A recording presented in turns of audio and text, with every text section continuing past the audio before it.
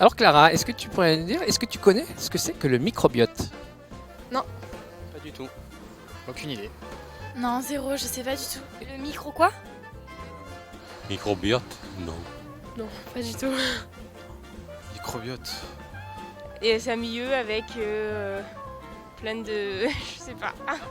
Ah, c'est C'est un microbe ou c'est dans la... de petits animaux comme du plancton baignent, je crois. Je sais pas, c'est des plantes, non? Je sais pas, c'est la chirurgie ça, non?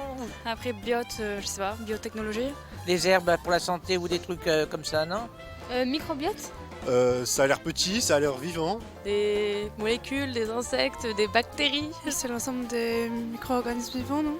Alors moi, monsieur, je suis dans un état second parce que je viens de fêter mon départ à la retraite. Je suis à la retraite ce soir. Alors les microbiotes...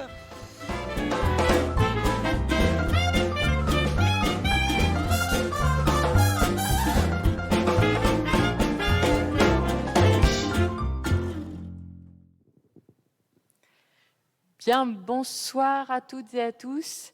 Bienvenue donc à l'Hôtel de Ville, même si nous sommes malheureusement un webinaire et on n'a pas pu non plus vous accueillir en terrasse, même si le jour et l'envie y étaient.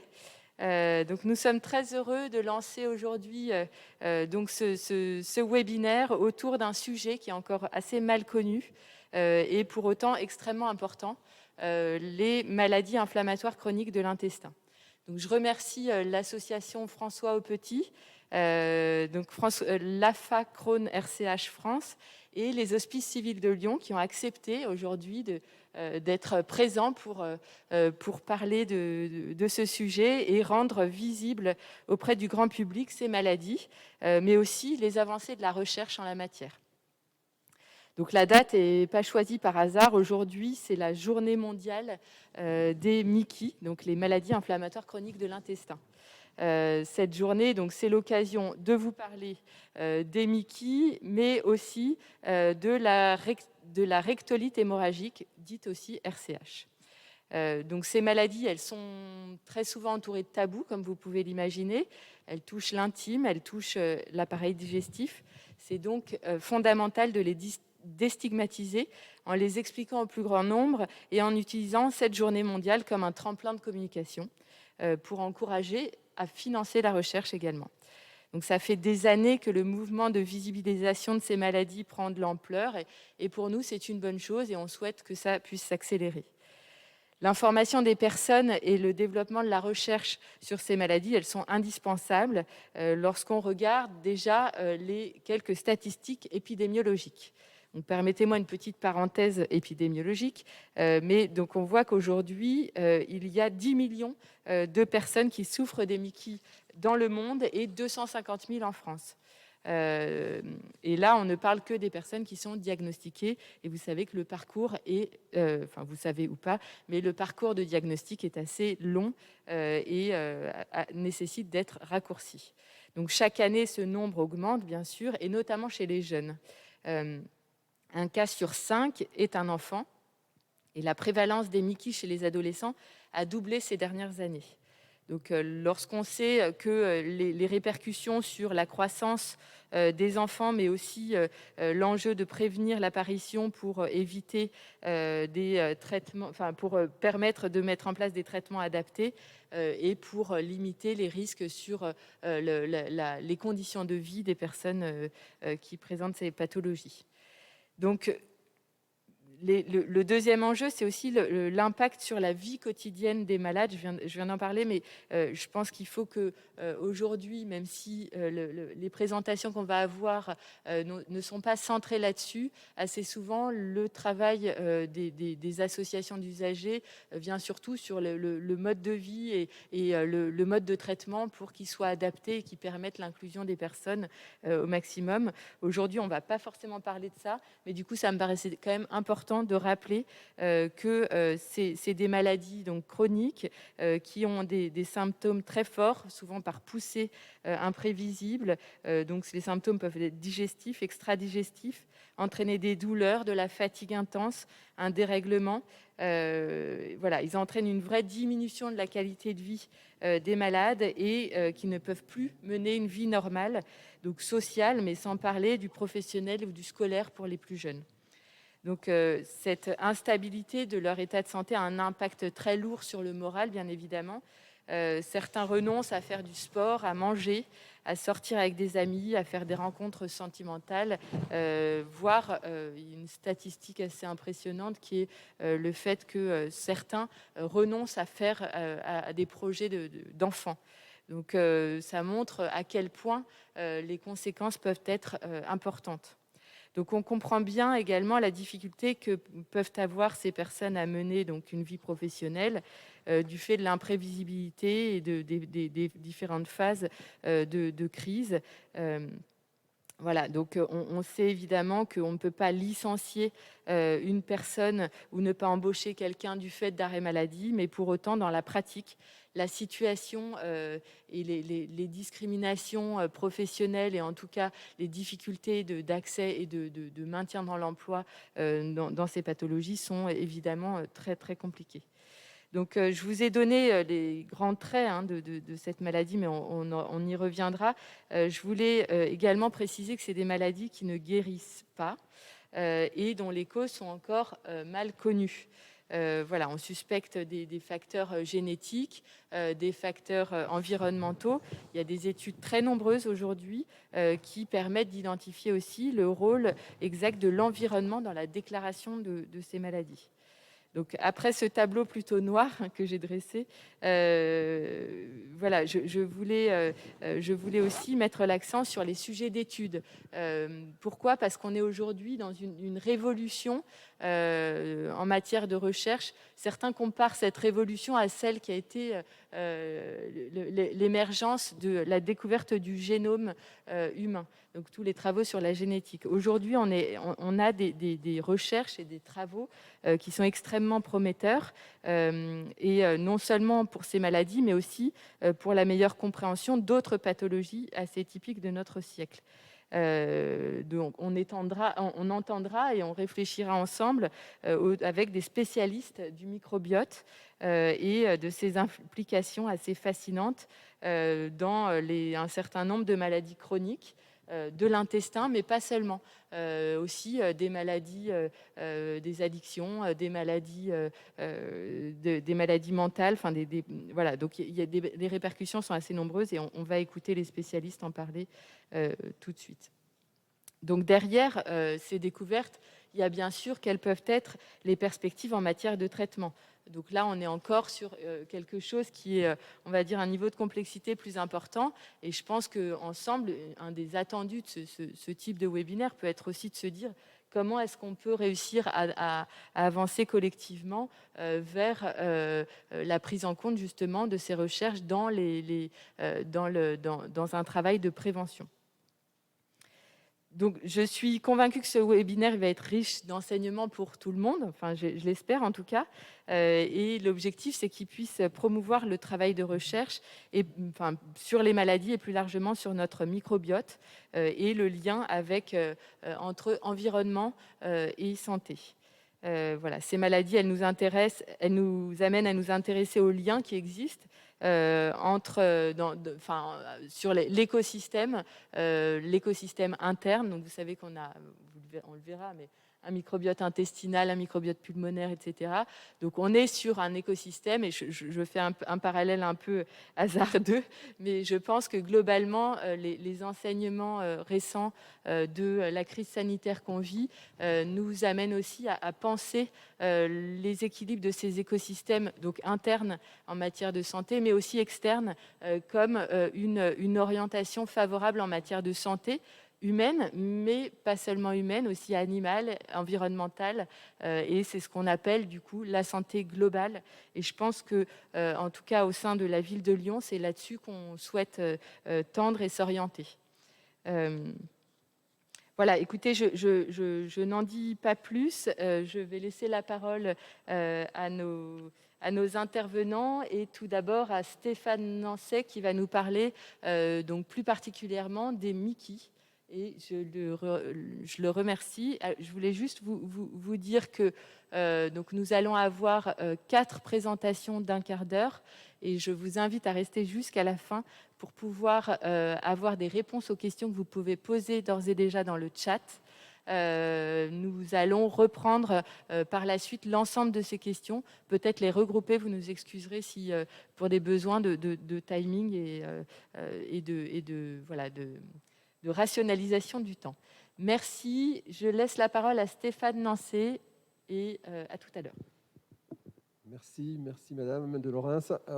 Je vais peut-être me présenter tout d'abord. Stéphane Nancet, donc je suis professeur de médecine aux Hospices civils de Lyon. Je suis gastroentérologue, chef du service à l'hôpital Lyon-Sud et puis chercheur plutôt dans le domaine de l'immunologie au Centre international de recherche en infectiologie à Lyon-Gerland. Alors, je voulais tout d'abord, en introduction, remercier le comité d'organisation pour son invitation et pour le soutien, notamment de la mairie de Lyon, à cette initiative et à ces journées mondiales des Mickey, tous les ans le 19 mai. Je remercie également l'association François au Petit pour son soutien non seulement aux patients, aux aidants, à leurs familles, mais également à toute la communauté médicale, gastro-entérologique en particulier, depuis des années, et quand je dis des années, c'est des décennies, avec un soutien notamment à la recherche, et on va voir toute l'importance de cette recherche pour avancer vers des solutions plus pérennes dans ces maladies. Alors, maladie inflammatoire chronique de l'intestin, Madame de Lorens a déjà un peu abordé le sujet. Je vais vous rentrer un peu plus dans les détails sur de quoi parle-t-on. Alors, mes liens d'intérêt. Alors, maladie inflammatoire, c'est 2 entités, en gros. C'est la maladie de Crohn, c'est la rectocolite hémorragique. C'est pas une maladie orpheline, puisque ça représente 200 à 250 000 patients en France. Alors, c'est 200 000 patients jeunes, avec un diagnostic, vous voyez, pour la maladie de Crohn, entre 20 et 30 ans, un peu plus tard pour la rectocolite hémorragique, mais c'est globalement tous des patients extrêmement jeunes, avec toutes les conséquences sur la vie personnelle, la vie sociale, la vie étudiante, la vie familiale, de ce début de l'impact de cette maladie. Il y a un recours fréquent à la chirurgie qui est extrêmement invalidant pour nos patients. On ne dispose pas de traitements qui guérissent cette maladie, ça reste des traitements suspensifs, certes efficaces mais suspensifs. On ne connaît pas la cause et une des caractéristiques vraiment de ces pathologies, c'est leur évolution par poussée, inflammatoire, imprévisible, entrecoupée de périodes de rémission où tout va bien. Diapositive suivante. Alors, maladie de Crohn et rectocolite hémorragique, c'est 2 cousines, elles ne sont pas sœurs jumelles. La rectocolite hémorragique, c'est une atteinte du gros intestin, du rectum de façon systématique, plus ou moins l'ensemble du côlon, du gros intestin, alors que la maladie de Crohn, c'est une atteinte de l'ensemble potentiel de l'ensemble du tractus digestif, incluant l'intestin grêle, le petit intestin, le gros intestin, mais également l'estomac, le duodénum et même l'anus. C'est aussi une maladie qui n'est pas exclusive au niveau du tube digestif, puisqu'elle peut toucher également d'autres systèmes, comme le système articulaire, avec des rhumatismes inflammatoires qui sont souvent associés, mais également le système du foie, des voies biliaires, les yeux, la peau. Donc c'est une maladie plutôt qu'on appelle systémique, c'est-à-dire qui touche non seulement le tube digestif, mais aussi qui est satellite sur d'autres organes, évidemment extrêmement invalidante à ce titre. Diapositive suivante. Alors, on ne connaît pas la cause de cette maladie ou de ces maladies, puisqu'il y en a 2 globalement pour être simple, mais c'est des maladies complexes, plurifactorielles, où interviennent non seulement l'environnement, et c'est un rôle extrêmement important de l'environnement. Alors c'est difficile d'étudier cet environnement. On sait que le tabac dans la maladie de Crohn est un facteur extrêmement péjoratif, et on incite, même si on n'y arrive pas toujours très bien, nos patients avec maladie de Crohn fumeurs à se sevrer. Le microbiote intestinal, là, qui va faire l'objet de présentations plus tard, joue un rôle extrêmement important dans la genèse et l'induction de la maladie de Crohn et de la rectocolite hémorragique. L'immunité aussi, la réponse immunitaire qui est dans cette maladie vis-à-vis de la flore intestinale, complètement exacerbée, inappropriée. La barrière intestinale, qui sert d'interface entre l'immunité et la flore intestinale, est également anormalement perméable à des anomalies qualitatives, mais également fonctionnelles.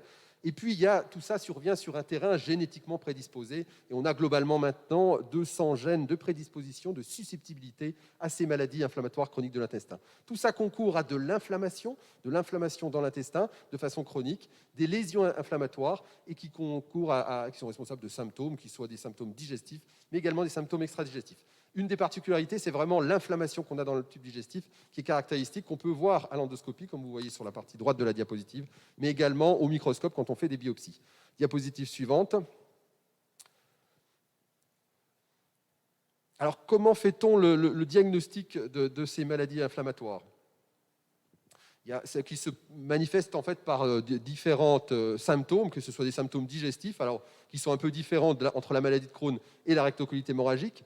Maladie de Crohn, c'est souvent des douleurs abdominales, c'est un amaigrissement dans les formes relativement étendues, c'est des nausées, des vomissements, c'est des diarrhées, c'est également des fausses envies pour la rectocolite hémorragique, c'est du sang dans les selles. Enfin, c'est toutes des manifestations digestives qui sont très difficiles pour le patient.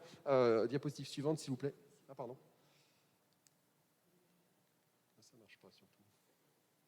Voilà, donc je parlais donc de la symptomatologie qui est à la fois digestive et extrêmement invalidante, mais également qui peut être extradigestive, comme on le disait, avec des douleurs articulaires, inflammatoires, un rhumatisme en quelque sorte, qui peut toucher le dos, mais également les petites articulations, des atteintes de la peau, des atteintes de l'œil, mais également des petites voies biliaires, on appelle ça une cholangite. Et la rectocolite hémorragique, c'est beaucoup de rectorragie, de sang dans les selles, mais aussi des crampes abdominales, un amaigrissement, parfois de la fièvre dans les formes sévères.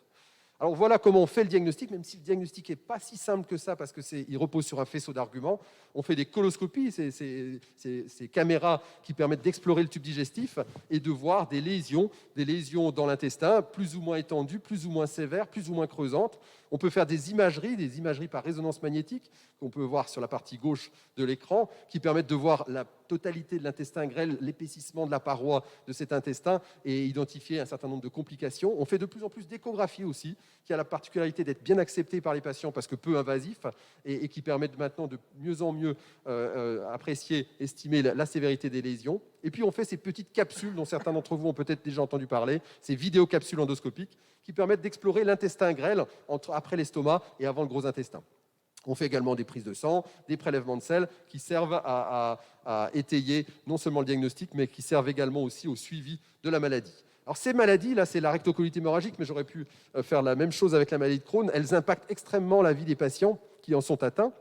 Avec, vous voyez, quand on compare sur la partie gauche la rectocolite hémorragique à d'autres pathologies chroniques comme l'asthme, la migraine, la polyarthrite rhumatoïde, qui est un rhumatisme invalidant, vous voyez qu'il y a une grande majorité de patients avec ces maladies qui pensent que leur maladie impacte sensiblement leur vie. Il y a aussi un impact psychologique extrêmement significatif avec une grande majorité de patients, vous voyez 84% qui sont inquiets pour l'avenir, dont la vie est plus stressante, ne se sentent pas très bien. Il y a également une fatigue qui est extrêmement fréquente. Vous voyez, ça représente globalement 50% de la maladie des patients avec une maladie de Crohn en rémission qui sont fatigués, qui se sentent fatigués, et plus d'un tiers, et plus de 80% des rectocolites hémorragiques et des maladies de Crohn en poussée qui sont fatigués. Et c'est plus d'un tiers des patients en rémission avec une rectocolite hémorragique qui sont fatigués. Donc c'est extrêmement multifactoriel, c'est compliqué à gérer cette fatigue, mais c'est invalidant au quotidien dans la vie personnelle, familiale, professionnelle.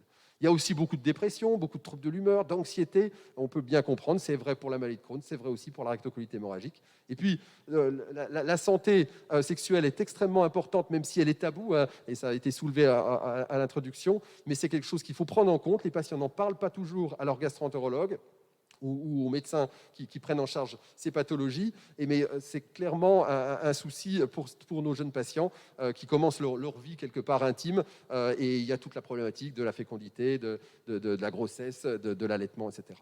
Alors c'est une évolution imprévisible avec un risque élevé de forme sévère quand même. Vous voyez qu'il y a un taux de rechute élevé au cours de l'année, il y a un recours à la chirurgie fréquent, c'est que globalement 50% des patients avec une maladie de Crohn qui seront opérés au cours de leur vie, parfois opérés 2 fois, 3 fois, parce que la chirurgie n'est pas curative. Il y a un risque de cancer du côlon, il y a un certain nombre de manifestations qui touchent d'autres organes que le tube digestif, on l'a dit. Il y a un handicap fonctionnel qui a été évalué comme extrêmement significatif. Il y a un taux d'incapacité de travail sur lequel il faut lutter, c'est 2 fois plus que la population générale chez nos jeunes patients, et ça c'est quelque chose qu'il faut prendre en compte.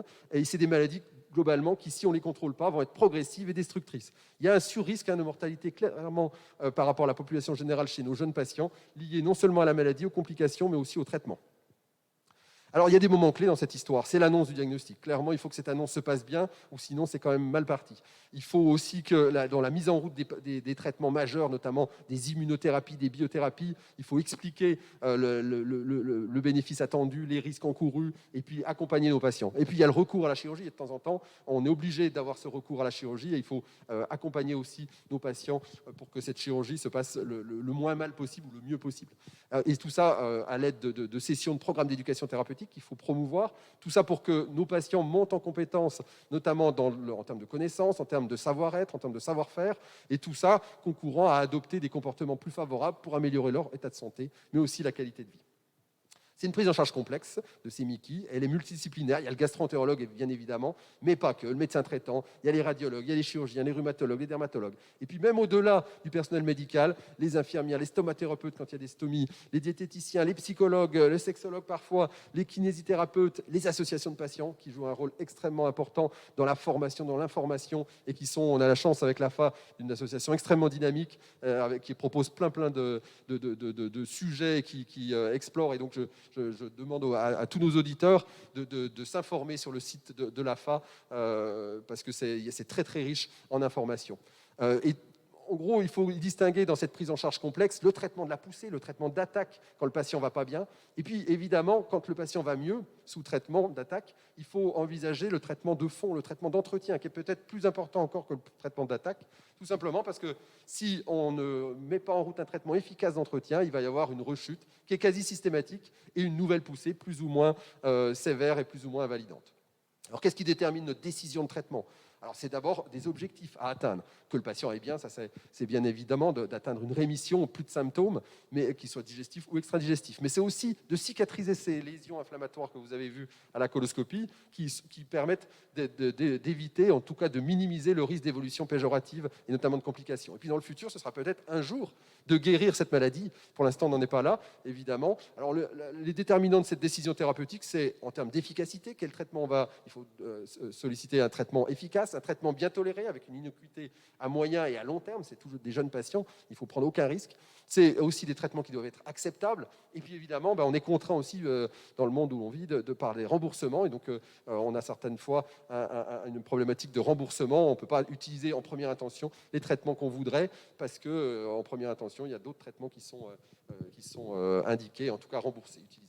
Il y a des outils importants pour évaluer le handicap fonctionnel. Je ne rentrerai pas dans les détails, mais globalement, il y a cette IBD disc qui a une échelle visuelle analogique sur 10 points. Avec 0, c'est le meilleur. Le 10, c'est que ça ne va vraiment pas. Et qui évalue, vous voyez, un certain nombre de composantes, à la fois l'énergie, l'état général, les émotions, l'éducation, le travail, les troubles du transit, etc. Et évidemment, l'objectif, c'est qu'on évalue initialement, et puis avec le traitement, ces scores deviennent de plus en plus bas, et donc que le patient aille de mieux en mieux. Je ne rentrerai pas dans les détails des cibles de traitement actuelles, évidemment, où on a quand même un certain nombre de thérapeutiques, à la fois dans la rectocolite hémorragique et la maladie de Crohn, qui ciblent essentiellement l'immunité. Alors, on va parler beaucoup ce soir de microbiote intestinal, et c'est peut-être l'avenir de cibler ce microbiote, cette flore intestinale.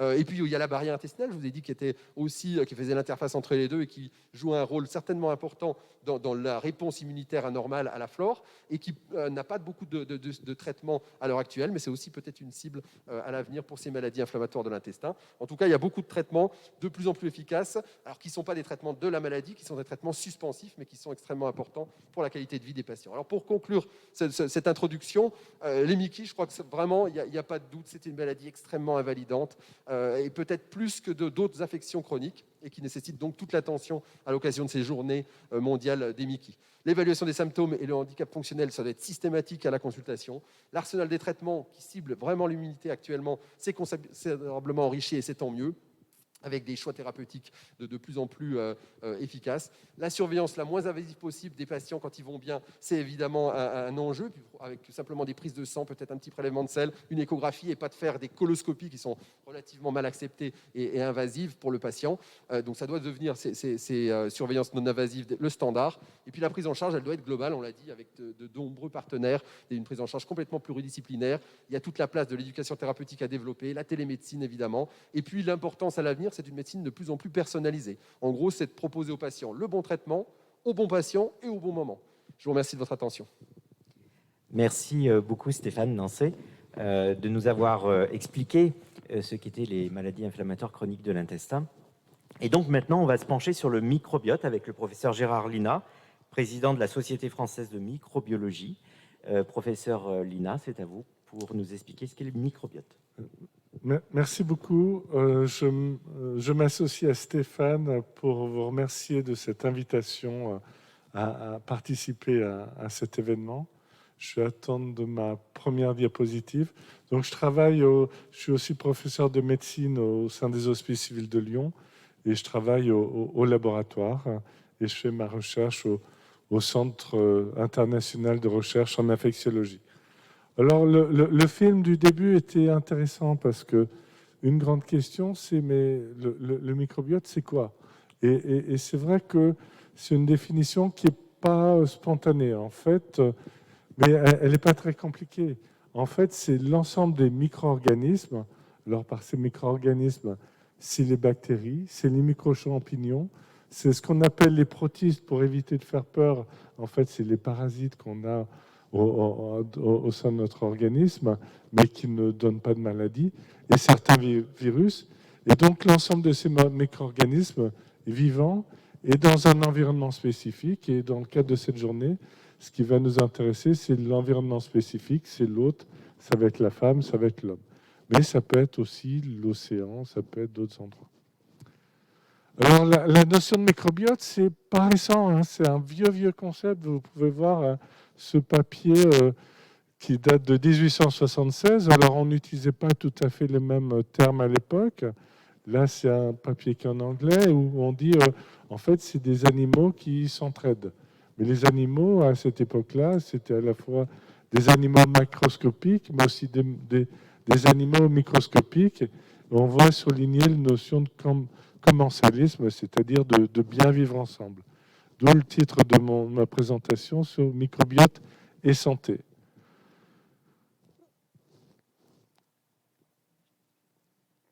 Alors, ce qu'on fait souvent pour voir l'impact scientifique de certains termes, c'est d'aller voir dans notre Google scientifique qu'on appelle PubMed et d'aller mettre les mots-clés. Alors là, j'ai mis human, j'ai mis microbiota, et vous pouvez voir l'évolution du nombre de publications par an.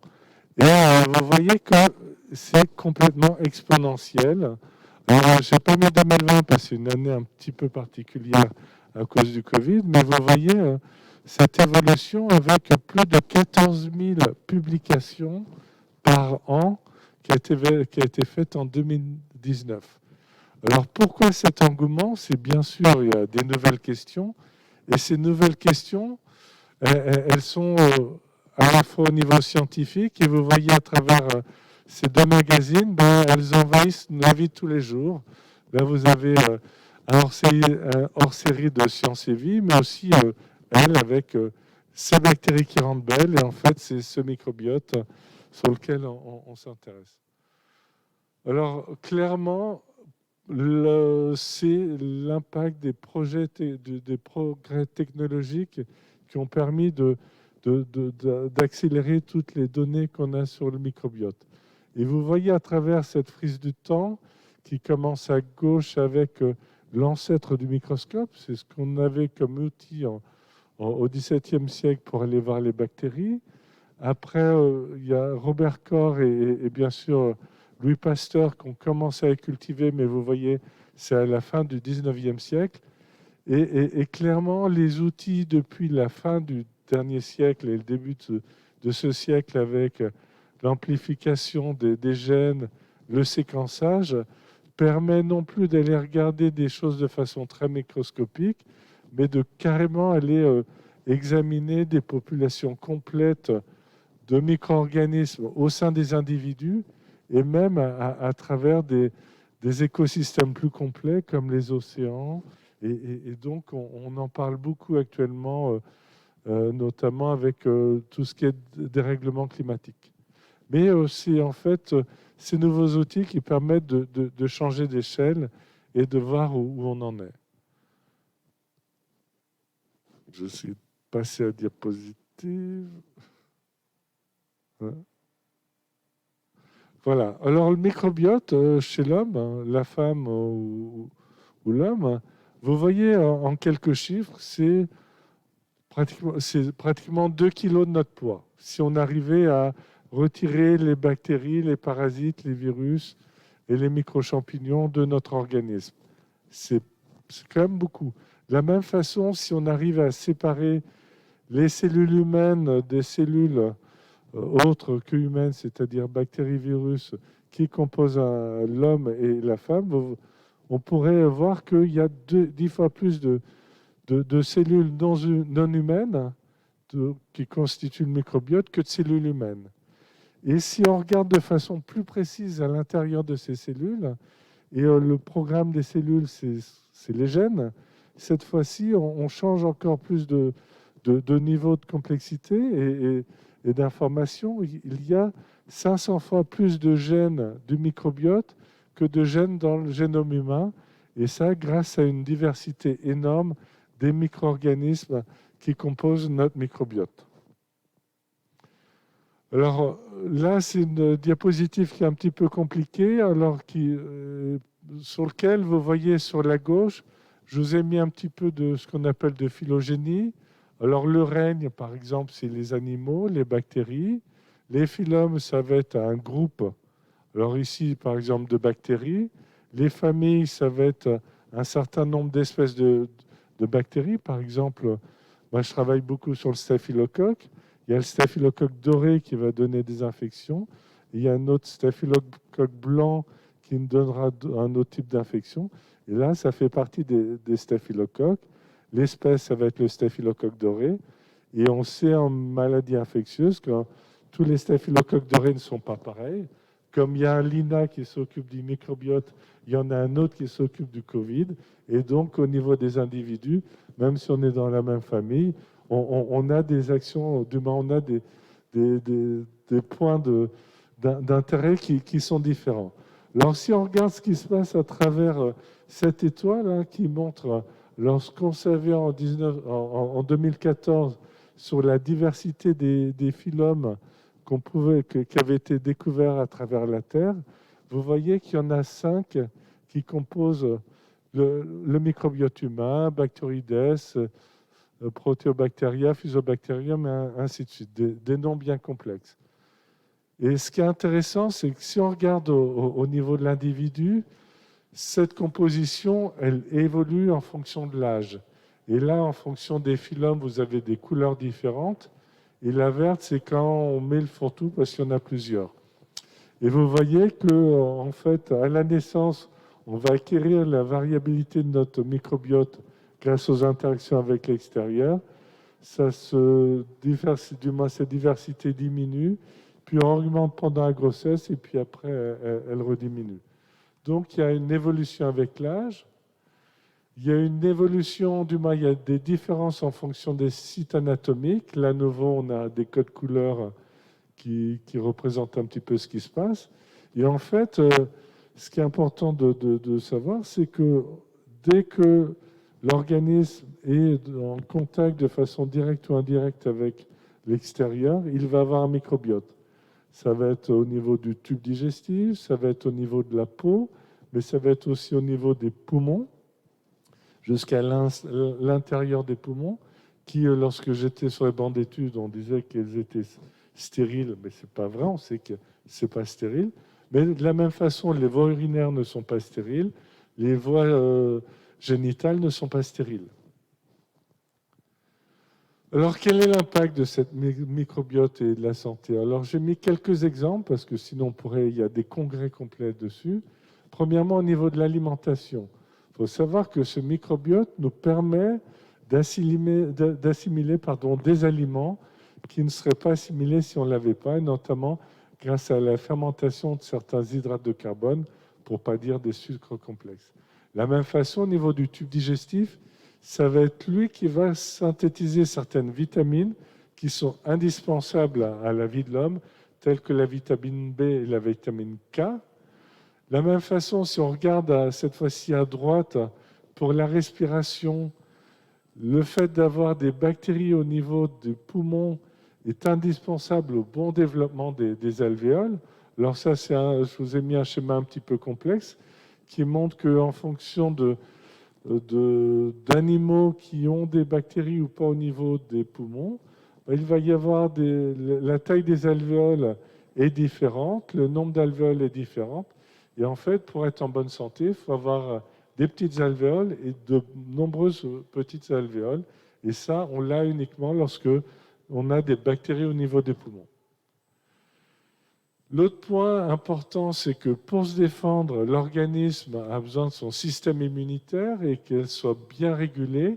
Et à travers ce schéma complexe, qui représente un petit peu le tube digestif, mais qui pourrait être aussi n'importe quelle muqueuse de l'organisme, ce système immunitaire, en fait, s'entraîne grâce au contact avec les bactéries et va s'entraîner à la fois pour être effecteur, c'est-à-dire être capable de détruire les événements qui mettent en danger l'organisme, les tumeurs, les infections. Ce qui est important de pouvoir réguler cette réponse immunitaire, c'est aussi d'avoir un système qui puisse les réguler, les gendarmes de l'immunité, et ça c'est aussi acquis grâce à l'éducation par les bactéries du système immunitaire, et puis sur la droite, il y a la production des fameux anticorps qui permettent de nous défendre vis-à-vis des agents infectieux. Un point aussi qui est important au niveau du microbiote, c'est que c'est la première défense, la première ligne de défense contre l'infection.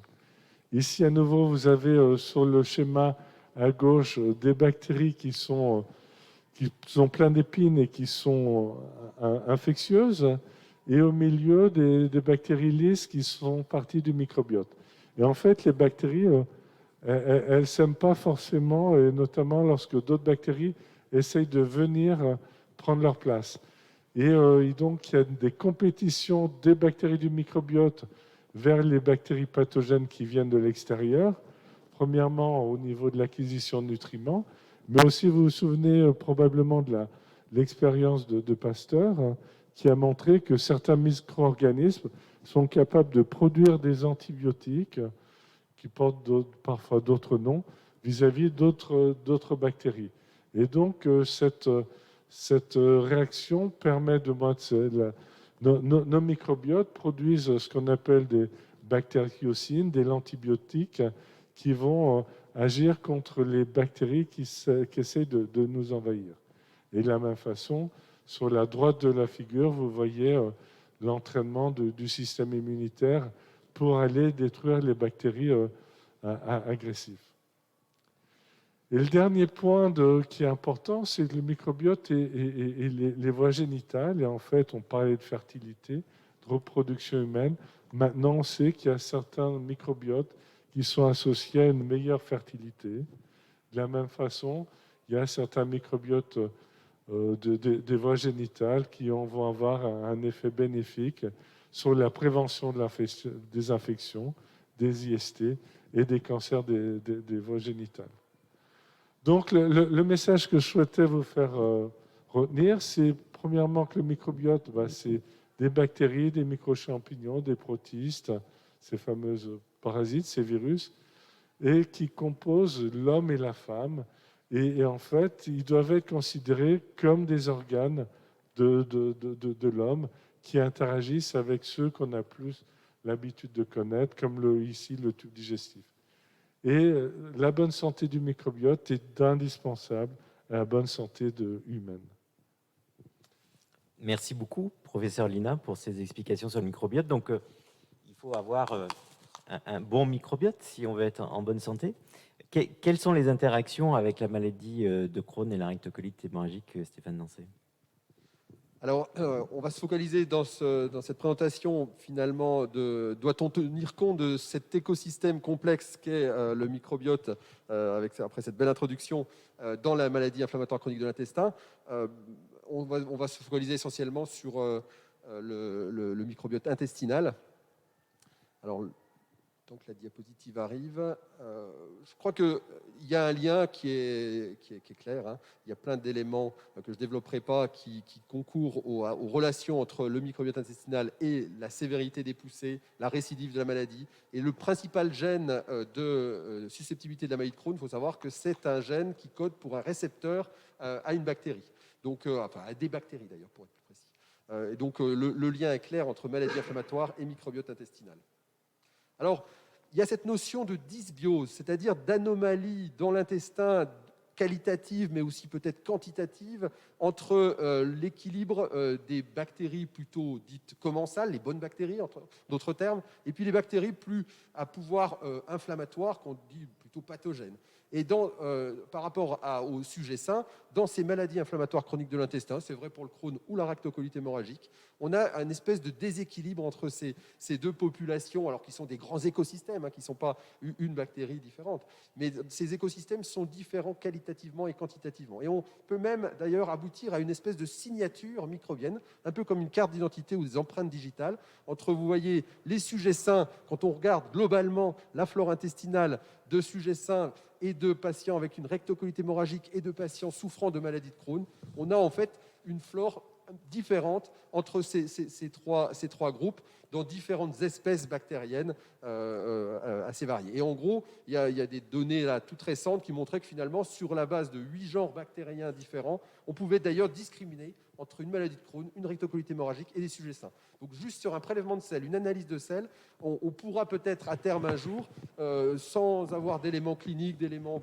particuliers épidémiologiques, nous dire là on est plutôt à risque de développer ce type de maladie. Et donc ça pourra avoir un rôle en médecine prédictive. Alors, pour avancer sur cette dysbiose, on sait que dans ces maladies, le microbiote dominant de l'intestin est instable. Et ça joue certainement un rôle important, cette instabilité, dans la pathogénie de la maladie, mais aussi dans le risque de récidive de poussée. La richesse aussi du microbiote, la diversité est réduite. Il y a un déséquilibre entre les bonnes bactéries, qu'on appelle plutôt les firmicutes, avec une restriction de cette biodiversité, et globalement une diminution des bactéries qu'on appelle les Faecalibacterium prosnitzi, qui a été beaucoup étudiée, notamment dans la maladie de Crohn. Aussi une augmentation des bactéries qui auraient plutôt un potentiel inflammatoire qu'on appelle les Escherichia coli adhérents invasifs, ou AIEC, qui ont d'ailleurs été découverts pas très loin de Lyon, puisque c'était par une équipe à l'INRA, Arlette Darfeuille-Michaud, à Clermont-Ferrand. Et puis une surreprésentation de bactéries pathogènes, cette fois-ci, qui donnent des symptômes, alors, à la fois dans les myquis, mais avec une surreprésentation dans les myquis, qui s'appelle le Clostridium difficile. Donc vraiment un équilibre pathogène, bonnes bactéries, très différent entre les patients et les sujets sains. Alors dans cette dysbiose, là c'est un point, un peu un focus sur cette Faecalibacterium prosnitzi, qui a ce potentiel anti-inflammatoire, immunomodulateur, et qui est réduit dans la maladie de Crohn, notamment. Les patients ont une réduction de ces bactéries qui pourraient constituer à terme une cible thérapeutique, alors soit en donnant via des probiotiques cette bactérie qui est difficile à cultiver, donc c'est un frein, soit en donnant la protéine anti-inflammatoire qui est produite par cette bactérie FPRO, qui a montré des propriétés anti-inflammatoires sur l'intestin, qui pourrait donc être un traitement d'avenir. Le microbiote intestinal est instable dans les maladies, et ça a bien été montré que cette instabilité était associée à un risque accru de rechute d'une poussée de la maladie de Crohn qui est en rémission. Donc le patient qui va bien, quand il a une flore microbienne instable, il rechute plus fréquemment et plus tôt, plus précocement que le patient qui n'a pas cette instabilité ou moins cette instabilité. Donc c'est probablement à terme, l'étude de cette instabilité pourrait être intéressante dans le suivi de nos patients. C'est aussi peut-être à terme une aide pour prédire la réponse au traitement. Et là, il y a des données récentes, de plus en plus récentes pour différents traitements qui permettent d'identifier précocement des profils de flore intestinale chez des patients avec ces maladies inflammatoires de l'intestin qui ont des profils plutôt en faveur d'une réponse au traitement, donc qui permettrait de prédire la réponse au traitement avec un simple prélèvement de sel, de savoir si, en fonction du profil de ce microbiote intestinal, le patient va plutôt répondre ou ne pas répondre à une immunothérapie, à un traitement majeur de ces maladies. Diapositive suivante. Alors, vous allez me dire, est-ce qu'on peut manipuler cette flore intestinale ? Il y a globalement 3 façons de la manipuler à l'heure actuelle. des antibiotiques. Alors, ce n'est pas l'avenir de donner des antibiotiques de façon répétée, mais on l'utilise en tout cas, ces antibiotiques, lors des poussées, notamment des poussées sévères, en association avec des traitements. Mais ça va être générateur de résistance, donc ce n'est pas une solution, en tout cas, privilégiée à l'heure actuelle. On peut aussi manipuler cette flore en administrant aux patients par voie orale des probiotiques. En gros, ces bonnes bactéries bénéfiques, et il y en a dans les yaourts, il y en a aussi plein de souches, d'espèces différentes. Il y a des associations de probiotiques. Ce qu'il faut savoir dans les Mickey, en tout cas, c'est que pour l'instant, il n'y a pas d'efficacité démontrée. Ça ne veut pas dire que ça ne marche pas, mais ça veut dire qu'en gros, avec les probiotiques dont on dispose, aux doses qu'on utilise, avec les associations qu'on utilise, c'est peut-être pas les bonnes, mais en tout cas, on n'a pas d'efficacité, de bénéfice pour nos patients. Alors ça peut améliorer les symptômes, mais ça passe par différentes voies, mais ça ne module pas l'inflammation, la sévérité de ces maladies. Alors la transplantation fécale, et notamment donc, cette greffe de microbiote fécal, c'est pour le coup probablement une option qui est de plus en plus étudiée et analysée et qui peut être d'intérêt. Alors, en 2 mots, c'est à partir d'un donneur sain qui peut être dans la famille, pour le coup, on récupère les selles de ce donneur qui sont sélectionnées, on s'assure qu'il n'y ait pas d'infection, et les selles vont être administrées, alors soit par voie haute, par voie nasale, jéjunale, ou par voie basse, par lavement rectal aux patients. Alors ça peut être des greffes hétérologues à partir d'un seul donneur ou de plusieurs donneurs qui vont être mélangés. Alors, qu'est-ce que ça donne, notamment là, dans la rectocolite hémorragique? On a beaucoup moins de données dans la maladie de Crohn, donc je n'insisterai pas dans cette indication qui est en cours de développement. Dans la rectocolite hémorragique, on a globalement 3 grandes études randomisées, c'est-à-dire avec un contrôle, un groupe où on ne fait pas de transplantation, on fait quand même une transplantation, mais avec la propre flore du patient, alors que dans le groupe TMF, c'est transplantation de microbiote fécal, on administre au patient un greffon fécal d'un ou de plusieurs patients, de plusieurs sujets sains autres. Alors vous voyez que globalement, c'est un peu 2 contre 1 pour un fonctionnement. Alors la difficulté d'analyser ces études, c'est qu'elles sont très hétérogènes, avec pour certaines études une greffe fécale qui est faite par voie de lavement, avec à partir de donneurs multiples. Pour d'autres, c'est par infusion dans le duodénum, donc par voie haute, avec des donneurs simples. Donc on ne sait pas encore bien les modalités, à quel moment il faut le donner, mais c'est probablement en tout cas prometteur. Ça permet dans la rectocolite hémorragique d'obtenir une rémission dans 30% des cas. Alors vous allez me dire, c'est pas beaucoup, ça veut dire que 7 patients sur 10 ne répondent pas à cette transplantation fécale. Alors dans les maladies inflammatoires, les traitements, on est relativement peu ambitieux au sens, on aimerait bien que ça fasse beaucoup plus, mais il faut savoir que 30% c'est beaucoup. C'est certainement, en tout cas pour des immunothérapies, c'est parfois un patient sur 2 qui répond à des traitements parfois un peu plus lourds que la transplantation fécale. Donc c'est en tout cas loin d'être anodin, et on est plutôt content 30%, on aimerait bien évidemment beaucoup plus, mais ça reste en tout cas, ces transplantations fécales, ça doit rester du domaine de la recherche, parce que pour l'instant on ne sait pas encore comment sélectionner entre guillemets les bons donneurs de selles, ceux qui ont une flore qui est très diverse, qui est extrêmement intéressante et qui va être extrêmement efficace chez nos patients. On ne sait pas encore bien comment préparer le receveur.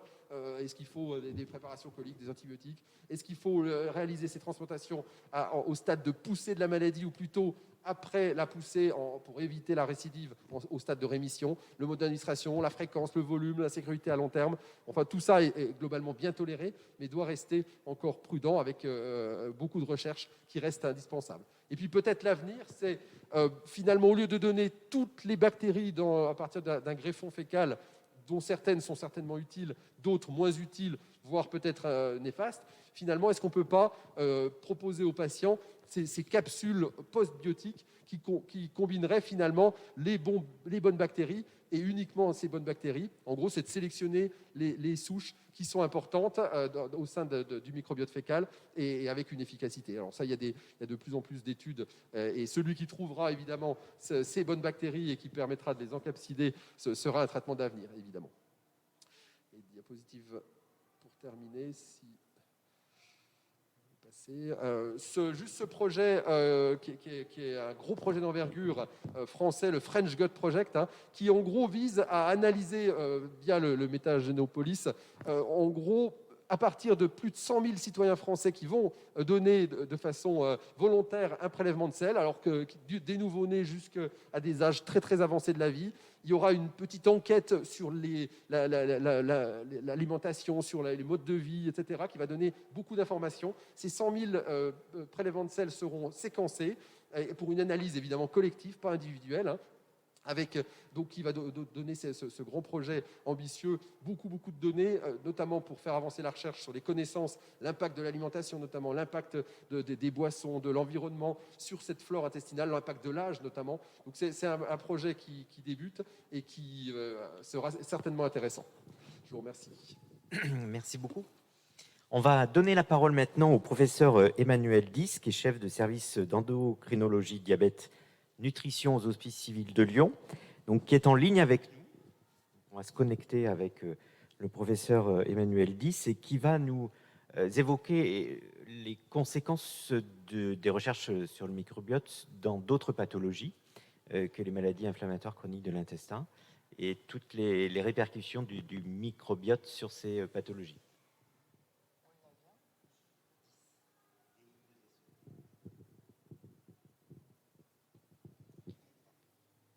On va faire monter sur scène informatiquement le professeur Dis. Ça demande. J'espère. Professeur Dis, vous nous écoutez? Oui, je vous écoute. Bienvenue. Vous m'entendez? On vous entend parfaitement et on vous laisse la parole. Par contre, j'espère que je vais pouvoir partager mon écran. Je suis pas convaincu, mais on va essayer. Hop. Est-ce qu'on voit mes slides? Alors, pas encore.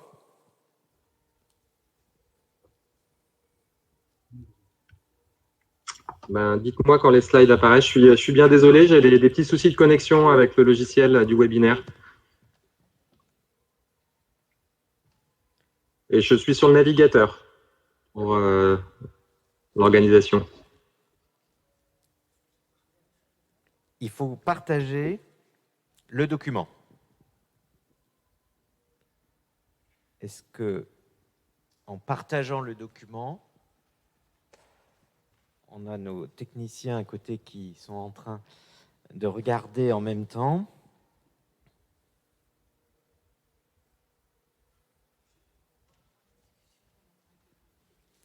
Alors, pendant que le problème technique est en cours de résolution avec nos techniciens, on va peut-être passer la parole pour commencer déjà à envisager des solutions et des questions. Céline, est-ce que vous pouvez nous dire ce que vous pensez donc, des présentations qu'on vient de vivre avec Stéphane Dancet et Gérard Lina? Écoutez, déjà, je voulais remercier les premiers interlocuteurs qui ont fait une présentation, qui ont relevé le défi de faire une présentation dynamique, punchy et, je pense, accessible au grand public, ce qui est un enjeu compliqué. C'était la consigne, elle a été respectée. Voilà, il s'agissait de parler d'éléments très techniques, mais que ce soit bien compréhensible pour tout le monde. J'espère que ça l'a été. On pourra partager les supports et il y aura bien sûr un temps de questions-réponses sur le chat. Moi, j'avais quelques questions, quand même, si je peux me permettre, de ce petit temps. Hein, j'en profite parce que c'est un sujet qui me passionne depuis longtemps. Il y a des études ou en tout cas des discours qui tendent à mettre en évidence que l'enfant qui est né par césarienne peut avoir un impact sur la microbiote pulmonaire et développer davantage. Alors peut-être que la réponse va arriver tout à l'heure. Hein. Mais avoir un impact notamment sur c'est des enfants qui vont avoir davantage de problématiques respiratoires, d'asthme, voire aussi de dérèglements possibles de microbiote intestinal. Est-ce que là-dessus, vous avez début d'éléments de réponse? Oui, plusieurs études me semblent montrer que l'accouchement par voie basse favorise en fait l'acquisition d'un microbiote plus divers dès le départ. Et donc, c'est un petit peu dans la diapositive que j'avais mis sur l'entraînement du système immunitaire et qui va justement mieux se réguler dès le départ, éviter les maladies inflammatoires et les maladies allergiques. Et c'est l'asthme, mais c'est aussi la dermatite atopique. Et il y a un lien tout à fait entre le niveau de diversité du microbiote dans les premiers mois, premières semaines et ce type de maladie. Si je peux ajouter, il y a évidemment la délivrance, mais il y a aussi les antibiotiques, le recours à des antibiotiques dans les premières années de la vie. C'est extrêmement important, en tout cas dans les maladies inflammatoires. Il y a des grandes études épidémiologiques qui démontrent bien l'association entre l'exposition, mais alors vraiment dans les 2 premières années de la vie, fréquente et répétée avec des antibiotiques, est associée à un risque supérieur de développer une maladie inflammatoire chronique de l'intestin. C'est vrai pour le Crohn, c'est vrai pour la rectocolite hémorragique. Donc c'est sûrement important au moment de la délivrance, et puis de pérenniser cette flore intestinale, ce microbiote, dans les premières années. C'est là où, en gros, les 2 premières années où la flore s'installe, finalement. Pour les Tout à fait. Et de la même façon, l'allaitement favorise une flore plus diverse. Et il y a un passage de certaines bactéries qui favorise justement la bonne santé de l'enfant, en plus des anticorps, en plus des nutriments. Et ça... Et Donc est-ce qu'on pourrait aussi se dire que finalement, faire un parallèle entre du coup les dérégulations du microbiote et finalement un mode de vie aujourd'hui qui est presque trop hygiéniste, enfin je ne sais pas si ça se dit comme ça, mais un peu un monde un petit peu aseptisé où on a enlevé finalement on a enlevé les bacs à sable parce qu'on s'est rendu compte que les bacs à sable généraient énormément de bactéries. Est-ce qu'on vit finalement trop dans un monde aseptisé et que ça a des répercussions sur cet équilibre? Donc, c'est-à-dire qu'à vouloir contrôler les risques d'infection, et ben finalement, on en crée de nouveaux. Juste un mot. Alors c'est difficile, c'est une hypothèse qui est valide. Hein. Après, est-ce que c'est vraiment la réalité? La difficulté, c'est de garder en tête, en tout cas, il y a quand même moins de mortalité dans notre société un peu hygiéniste en termes infectieux. Clairement, le recours aux antibiotiques, aux anti-infectieux, les mesures d'hygiène, on peut pas les regretter et faire un retour en arrière, puisque finalement, les gens meurent plus d'infections et il y a encore beaucoup de pays qui nous envient à ce titre. Après, il y a une relation très nette. Alors là, c'est plus général avec les maladies auto-immunes. La maladie de Crohn, la rectocolite en font partie, mais c'est beaucoup plus large. Toutes ces maladies de l'immunité sont associées dans les pays industrialisés avec des modes de vie. Alors certes, est-ce que c'est l'alimentation, ce qu'on boit, ce qu'on mange, ce qu'on respire? Est-ce que c'est l'environnement plus général ou est-ce que c'est aussi le niveau d'hygiène peut-être? Je ne sais pas ce que tu en penses. Non, je suis tout à fait d'accord. Oui, on est complètement dans la théorie hygiéniste avec les personnes qui sont pour, les personnes qui sont contre. C'est pas si tranché que ça. D'accord, donc l'avenir nous le dira. En tout cas, ça reste une hypothèse. Et en attendant, nous avons réussi à récupérer Professeur 10 et apparemment son support qui... Alors, il est en train d'arriver chez nos techniciens qui vont pouvoir le mettre en présentation. Donc, ça prend quelques secondes. Bon, je pense qu'on a peut-être quelques questions qui sont déjà arrivées sur le diaporama. Alors, pour l'instant, on n'a pas de questions. Ça me permet effectivement de lancer un appel aux questions. N'hésitez pas à aller sur le chat pour poser vos questions concernant ce sujet. Et donc, en attendant, moi, je vais aller directement sur l'alimentation, puisque on sait que dans les maladies inflammatoires chroniques de l'intestin, puisque je suis moi-même un patient atteint de maladie inflammatoire chronique de l'intestin, on parle beaucoup de l'alimentation. Et donc, est-ce qu'il y a une relation directe entre les conséquences, ou en tout cas ce qu'on va trouver dans le microbiote des personnes atteintes de ces pathologies et l'alimentation? Alors, c'est aussi des questions extrêmement complexes parce que l'alimentation, le type d'alimentation impacte le microbiote. Ce qu'on peut en dire, c'est que c'est peut-être pas, en tout cas, le lien n'est pas direct entre alimentation et maladies inflammatoires digestives. Lors d'une poussée, évidemment, il y a un certain nombre d'aliments qui vont être mal supportés, qui vont aggraver les symptômes. Et évidemment, je pense aux fibres, je pense à des aliments difficilement digestibles. Et globalement, il faut probablement restreindre ce type d'aliments au décours des poussées. Mais pas le restreindre à vie, parce que finalement, quand l'inflammation est contrôlée, il n'y a pas de raison de réintroduire ce type d'aliment, de ne pas réintroduire ce type d'aliment qui peut globalement être bien toléré. Et c'est dommage pour la qualité de vie de ne pas manger de façon diversifiée ou variée. Après, il y a toute une alimentation quand même de plus en plus, avec des produits raffinés, avec des produits qui sont probablement avec un potentiel pro-inflammatoire dont l'impact est difficile à évaluer, mais on a quand même ça en tête.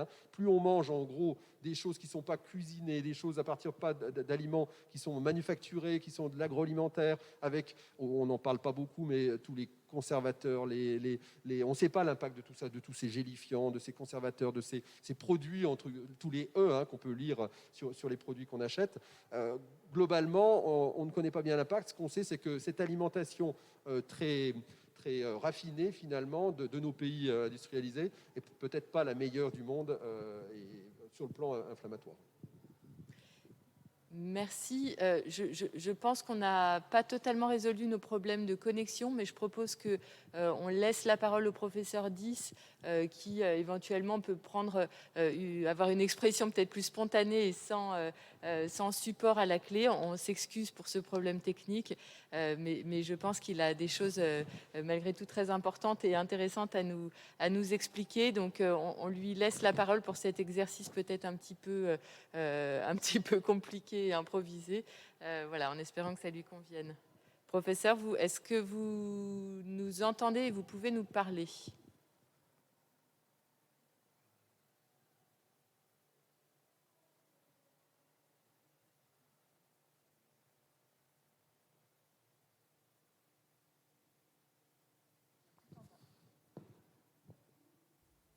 Allô, allô, allô. C'est bon, nous vous Allô. entendons. Nous vous entendons, très bien. C'est déjà une chose. On vous laisse la parole. Désolée pour Mais ces contretemps techniques. oui, je suis pas sûr de pouvoir avoir mes slides. Je les ai envoyés là, donc moi ça ne marche pas de mon côté. On voulait vous proposer peut-être de commencer à introduire le propos et écoutez, toutefois, si on ne peut pas voir vos diapos, au moins vous écoutez sur justement les liens et les découvertes entre microbiote et d'autres pathologies, parce que je pense que ça intéresse aussi les auditeurs. Merci. Pas de souci. Donc l'idée était en fait, je vais faire surtout un focus sur les maladies métaboliques en fait, ça fait partie des maladies pour lesquelles il y a le plus de liens qui ont été entre guillemets mis en évidence entre microbiote et pathologie d'organes, on va dire. Et en introduction, l'objectif était de se questionner sur pourquoi en fait, à l'heure actuelle, sur les 10-15 dernières années, finalement le microbiote prenait de plus en plus de place. C'était mon propos introductif et l'idée était de dire qu'on s'était rendu compte en fait qu'il fallait effectivement considérer le microbiote comme un véritable organe. Alors, qu'est-ce qu'on me dit ? Excusez-moi. Était un véritable organe et qu'il y avait une communication qui se produisait entre cet organe qu'on peut considérer comme le microbiote intestinal et la plupart des organes, notamment le tissu adipeux, le muscle, le foie, le cerveau, l'os, la rétine ou encore le cœur. Et du fait de ces découvertes d'une intercommunication, effectivement, on a envie effectivement de faire du lien physiopathologique entre le microbiote et les différentes pathologies d'organes. Ce qui a vraiment fait avancer les choses, c'est surtout les méthodes d'étude du microbiote, puisqu'on est passé de la culture des bactéries à l'étude en fait du génome des bactéries. Et c'est beaucoup plus facile en fait de mettre en évidence dans les selles la présence de bactéries en étudiant leur génome. Et maintenant, le séquençage du génome, du métagénome, du génome des bactéries est rentré quasiment dans la pratique routinière. C'est assez simple. C'est encore réservé à la recherche, mais probablement que ça passera dans la clinique dans les années à venir. Ce que je voulais dire également, c'est que le microbiote était propre à chacun et que c'était un petit peu comme un code barre. On a chacun son code barre, chacun son microbiote et tout le monde est particulièrement personnalisé et potentiellement suivi à la trace par son microbiote. On peut imaginer qu'on laisse des traces d'ADN qui permettent d'identifier des coupables, mais peut-être que notre microbiote permettrait aussi de nous identifier. On a pu identifier, grâce à ces analyses génétiques du microbiote, différents groupes fécals, ou fécaux plutôt. Les groupes fécaux, on peut faire une analogie avec les groupes sanguins, c'est-à-dire qu'il y a certaines compositions tout à fait non pathogènes du microbiote qui semblent être caractéristiques notamment de certains types d'alimentation. Et en fait, en fonction de votre composition du microbiote, on pourrait quasiment être capable de savoir si vous êtes un mangeur plutôt de graisse animale, par exemple, ou plutôt un mangeur de sucre, de glucides. Rien qu'en regardant votre microbiote et sans vous interroger sur votre mode alimentaire. Ainsi, par exemple, on sait que les entérotypes, c'est-à-dire le type de microbiote que l'on a, va différer aussi en fonction de la géographie. Et que si vous êtes au Bénin, par exemple, ou si vous êtes en Italie, vous allez avoir probablement une signature de votre microbiote complètement différente. Ce concept d'avoir des signatures du microbiote un petit peu particulières, on peut le faire en fait. On a récupéré votre diaporama, si vous nous dites à quelle page vous voulez qu'on se pose. On en est à la 11. Page Merci. 11. Est-ce qu'on Je vais peut pouvoir... voir, s'il vous plaît, la diapo 11. On en profite, hein, tant qu'à faire. Super. Il y a des beaux dessins. Voilà, là, c'était la communication interorganes, si on peut avancer. On avance.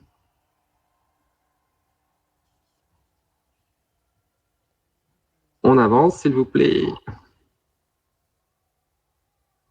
Donc, c'est le code barre. Voilà, les entérotypes. On avance, s'il vous plaît.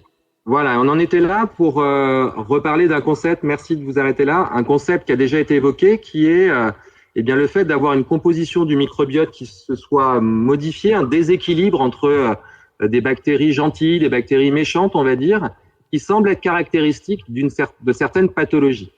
Et ce concept, c'est le concept de dysbiose. Et on a pu mettre en évidence que dans certaines pathologies métaboliques, comme l'obésité ou comme le diabète, il semblait exister une dysbiose qui signe un petit peu ces pathologies. Je vais vous proposer d'aller à la diapositive suivante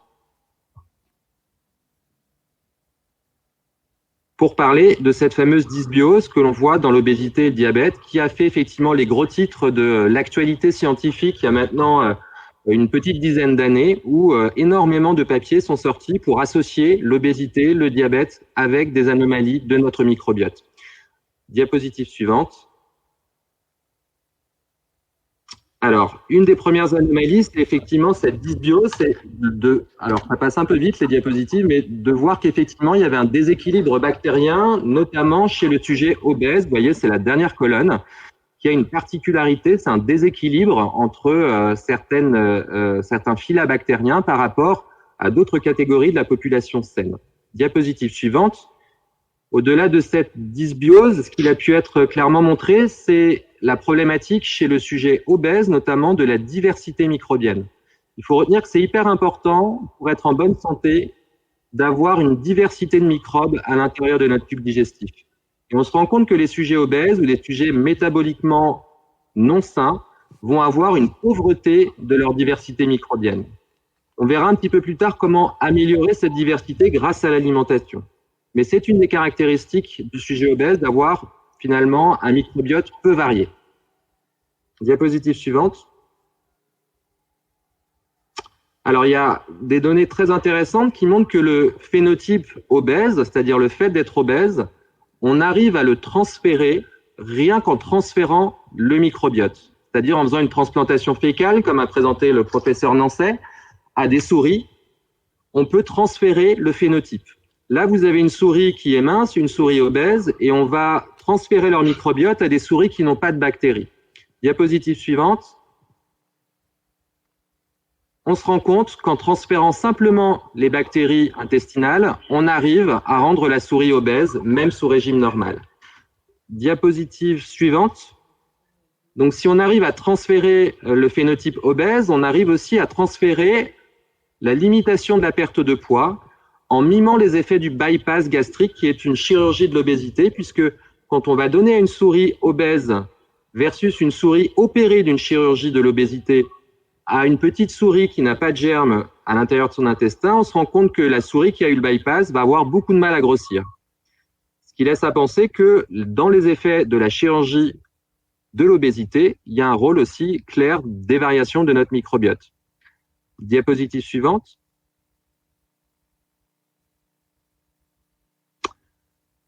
Un autre point qui paraît être très intéressant, qui fait un lien de causalité vraiment entre notre microbiote et en fait l'obésité, c'est l'étude de vrais jumeaux. Vous avez ici deux personnes qui sont des vrais jumeaux qui ont exactement le même patrimoine génétique, exactement le même patrimoine épigénétique, qui ont eu la même enfance, la même éducation, et pour autant qui vont différer parce qu'il y a un sujet mince et un sujet obèse.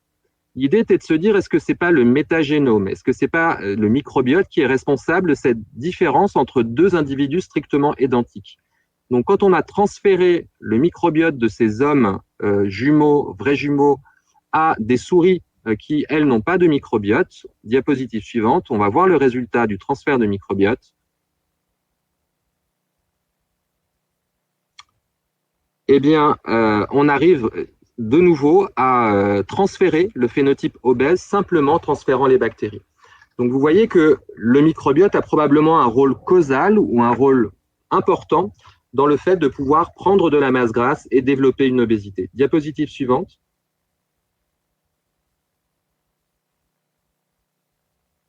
Donc la question, c'est comment tout cela est possible et quels sont les mécanismes, on va aller un petit peu plus loin, d'interaction entre le sujet, l'homme, et les bactéries qui vivent avec lui. Diapositive suivante. Je vous rappelle que notre corps, globalement, est composé à près de 90% de bactéries et que les cellules humaines ne représentent que 10% de notre entité. Donc, pour comprendre un petit peu les liens entre obésité, diabète et le microbiote, il faut avoir une notion préalable qui est que quand on devient gros, il se développe dans notre sang de l'inflammation et que cette inflammation va être responsable d'une altération du fonctionnement de l'insuline qui va mener au diabète. Et par contre, le lien qu'il existe entre obésité et inflammation, pourquoi l'obésité serait une maladie inflammatoire, ce lien était jusqu'à présent relativement mal connu. Donc la question était de se dire, mais il y a peut-être un lien entre le microbiote, l'obésité et l'inflammation, et on va le voir sur la diapositive suivante.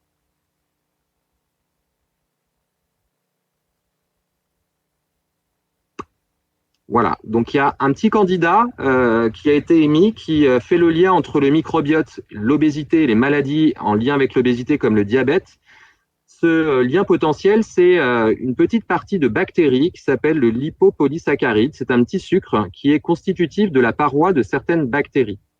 Et il se trouve que cette petite particule, on va dire, de sucre, elle est capable d'activer notre immunité et de déclencher de l'inflammation. Il se trouve que dans l'obésité, on sait qu'il existe dans le sang de cette petite particule de paroi bactérienne. Diapositive suivante. Dans la diapositive suivante, si elle arrive, voilà, il a été réalisé une étude fondamentale dans notre discipline autour de l'obésité et du microbiote, des études réalisées il y a une dizaine d'années où on a donné à manger à des souris soit un régime normal, soit un régime qui les rend obèses, c'est-à-dire le régime gras cafétéria, ou alors on a nourri les souris normalement, mais en injectant cette petite partie de bactéries qui s'appelle le LPS. On va regarder les résultats de la perfusion de LPS par rapport au régime obésogène. Diapositive suivante. Pour se rendre compte que entre manger très gras ou avoir une perfusion de ce petit LPS dans notre corps va entraîner une prise de poids et surtout une prise de masse grasse. Diapositive suivante.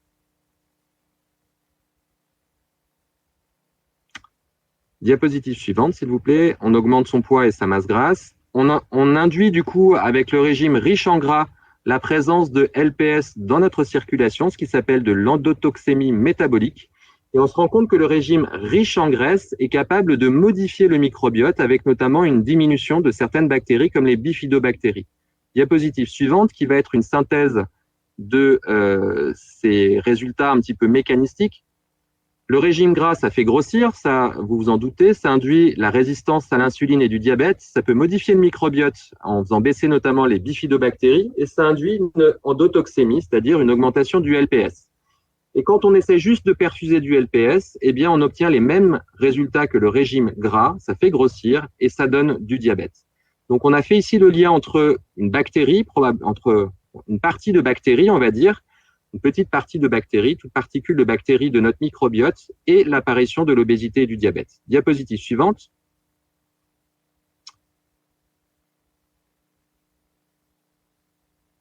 Alors, pour produire ce LPS et donner l'obésité et le diabète, il ne suffit pas de manger gras, puisque quand on a comparé le fait de donner à des souris du lard qui vient du porc, du lard qui sont des graisses saturées par rapport à du gras qui vient du poisson, de l'huile de poisson riche en oméga 3, on voit que l'inflammation et les conséquences métaboliques surviennent uniquement quand on mange du lard. Donc, les modifications probables de notre microbiote qui vont conduire à l'inflammation et aux maladies métaboliques sont dépendantes du type de lipides alimentaires que l'on mange, du type de graisse que l'on mange. Diapositive suivante.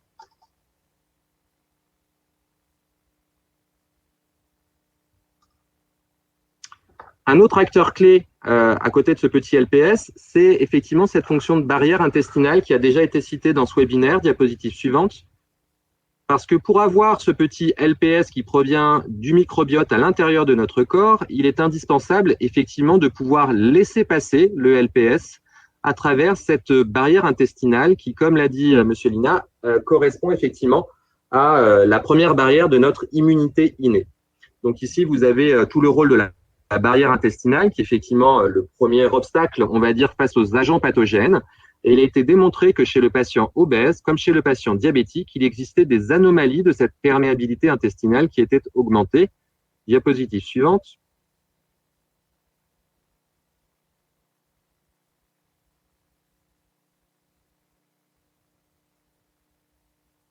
Vous avez ici un petit résumé, en fait, qui va de l'alimentation jusqu'à la genèse de l'obésité, on va dire, avec l'implication de ce qu'on vient de dire. C'est un petit résumé. Je mange très gras. En mangeant gras, je modifie mon microbiote, sa composition. J'induis une dysbiose. Cette dysbiose s'accompagne notamment de baisse de certaines bactéries et de la production de LPS à l'intérieur de mon tube digestif. Ce petit LPS, le lipopolysaccharide, va réussir à passer cette barrière intestinale parce que la perméabilité intestinale est modifiée dans la population, dans la situation notamment d'obésité. Et du coup, le LPS rentre à l'intérieur de notre corps, induit de l'inflammation et conduit du coup au diabète. On va aller à la diapositive suivante, qui doit être une illustration de la perméabilité intestinale. Voilà. Chez des souris que vous allez nourrir avec un régime gras par rapport à un régime standard, on se rend compte que l'épaisseur de la petite couche de mucus qui recouvre en fait toute nos villosités intestinales et assure une partie de ce rôle de barrière est diminuée de moitié sous régime gras. Donc, le fait de manger gras augmente la perméabilité intestinale. Diapositive suivante.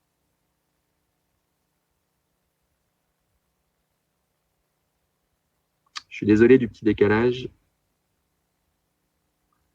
Un petit résumé de nouveau qui vous montre qu'en mangeant très gras, on produit du LPS, on diminue certaines bactéries, ce petit LPS rentre à l'intérieur du corps, active les cellules de l'immunité, notamment au sein du tissu gras.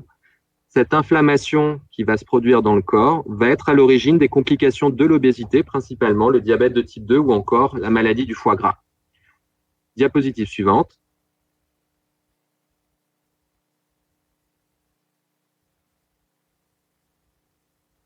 Là, c'est juste une illustration. Cette diapositive peut paraître complexe, mais c'est une illustration, cette fois-ci, autour des maladies cardiovasculaires. On change un petit peu de sujet. L'idée va être que cette diapositive va être résumée très simplement. Quand vous mangez des produits carnés, notamment de la viande, vous allez manger certains composés de la viande rouge, qui s'appelle, un composé alimentaire qui s'appelle la phosphatidylcholine. Cette phosphatidylcholine, une fois qu'elle est dans le tube digestif, elle va être transformée chimiquement pour devenir de la choline. Et si vous mangez beaucoup de viande, vous aurez beaucoup de choline à l'intérieur de votre tube digestif. Eh bien, le microbiote va être capable d'utiliser la choline pour transformer cette choline en un petit composé, un métabolite qui s'appelle le TMAO. Et le TMAO, lui, il va rentrer dans le sang, circuler. Et il se trouve que le TMAO a été impliqué dans la genèse de la plaque d'athérome, c'est-à-dire les plaques qui vont boucher les vaisseaux et être à l'origine de l'infarctus, de l'AVC et de la mortalité d'origine cardiovasculaire. Donc, vous avez ici un lien direct entre ce que je mange, de la viande rouge, des événements de santé, la mortalité cardiovasculaire, on va dire, et l'impact du microbiote qui va transformer notre alimentation pour produire des métabolites toxiques pour l'organisme. Diapositive suivante, on va maintenant, je pense, parler des manières de récupérer une eubiose, puisqu'on a parlé de dysbiose, mais une fois que je suis, on va dire, peut-être avec une dysbiose, comment je fais pour moduler mon microbiote? Plusieurs possibilités. Diapositive suivante.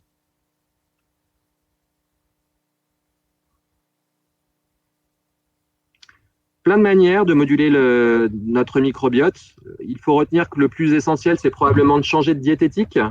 Si on change de diététique sur le long cours, malgré la résilience de notre microbiote, on arrivera à induire des changements durables. La chirurgie de l'obésité, elle peut également modifier le microbiote. Les antibiotiques, ce qui a été cité, notamment les prises d'antibiotiques sur les 2 premières années de vie, qui modifient durablement notre microbiote. Et puis, il y a des choses que vous connaissez probablement, les probiotiques. On va voir en 2 mots ce que c'est, les prébiotiques. Et puis, le modèle de la transplantation fécale, réservé à la recherche, principalement dans le cadre des pathologies métaboliques. Diapositive suivante, on va regarder ensemble quelques aliments qui peuvent faire du bien à notre microbiote. Alors, je ne sais pas où on en est. Diapositive suivante, normalement, on parle de la diététique. Ah non. Ah, c'est peut-être les probiotiques d'abord. Excusez-moi, les probiotiques. L'idée, vous avez des probiotiques et des prébiotiques. Juste connaître la différence entre les pro et les prébiotiques. Globalement, les probiotiques, ce sont des bactéries. Et ce sont des bactéries fermentées, principalement des lactobacilles et des bifidobactéries. C'est globalement ce qu'on peut trouver dans les yaourts. Et vous avez, vous le savez, des yaourts un petit peu populaires que vous achetez en supermarché qui se disent contenant des probiotiques bons pour la santé. Il faut savoir que ces bactéries, les lactobacilles ou les bifidobactéries censées être bonnes pour la santé, ne se greffent pas dans notre microbiote et correspondent simplement à des bactéries de passage. Donc l'effet est juste quand vous prenez en fait votre yaourt spécialisé riche sur bifidobactéries, mais qu'il n'y a pas de greffe en fait de ces bactéries au sein de notre microbiote. Donc ça a été découvert il y a très longtemps. C'est avec la découverte du yaourt qu'on a découvert les probiotiques. Diapositive suivante, ces probiotiques, donc qui sont donc bien des bactéries particulières, principalement lactobacilles et bifidobactéries, ont des effets, principalement des effets en favorisant l'effet de barrière intestinale et en ayant un effet quelque part antiseptique ou d'immunomodulation. Mais cet effet, de nouveau, est un effet uniquement de passage. Vous n'allez pas changer durablement les choses en mangeant ce type de yaourt. On va passer maintenant aux prébiotiques. C'est la diapositive suivante. Les prébiotiques, contrairement aux probiotiques, ce ne sont pas des bactéries. Les prébiotiques, c'est l'alimentation qu'on va donner aux bactéries que l'on a à l'intérieur de nous-mêmes, de manière à les faire proliférer. Ces prébiotiques sont fréquemment des types de sucre, des glucanes, et ces prébiotiques ont la capacité, quand on les mange, de faire proliférer un certain nombre de bactéries que l'on a en nous et d'induire du coup les effets de cette pullulation de bactéries. Diapositive suivante. Cette notion de prébiotique, on la connaît depuis les années 90. Merci d'aller à la diapositive suivante. Ouais. Voilà, on les connaît depuis plus de 20 ans. Ces prébiotiques, qui sont des substances, vous pouvez aller à la diapositive suivante, qui sont des petites substances donc, que l'on peut prendre. Et il a été montré que ces prébiotiques avaient des effets tout à fait positifs en fait, sur notre métabolisme, en permettant notamment d'éviter la prise de poids, d'améliorer la sensibilité à l'insuline, d'améliorer le cholestérol, etc. Ça marche très très bien chez les animaux, chez la souris, de donner des prébiotiques, mais la plupart des essais qui ont été réalisés chez l'homme sont peu convaincants, principalement parce qu'il faudrait manger des quantités de probiotiques extrêmement importantes, ce qui n'est pas en fait faisable dans la réalité. On peut le faire chez les animaux, mais chez l'homme, c'est extrêmement difficile. Donc les prébiotiques, il y a toujours beaucoup d'études dessus, mais pour le moment, peu de résultats sensationnels chez l'homme, en tout cas, pour ce qui est du métabolisme. Diapositive suivante.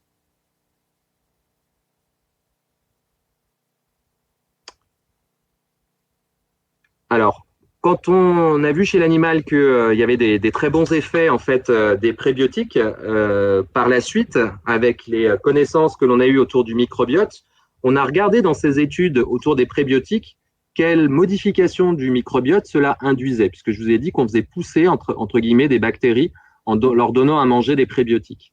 Et on se rend compte, diapositive suivante, qu'il y a une bactérie qui sort du lot. Cette bactérie, c'est Akkermansia mucinifila. Voilà, Akkermansia mucinifila, qui est une des bactéries les plus présentes dans notre tube digestif. Et Akkermansia mucinifila a un rôle majeur dans la production du mucus de la barrière intestinale. Donc, Akkermansia est très, très augmenté sous prébiotiques. Diapositive suivante. Et depuis, on a beaucoup étudié Akkermansia mucinifila dans les situations d'obésité et de diabète.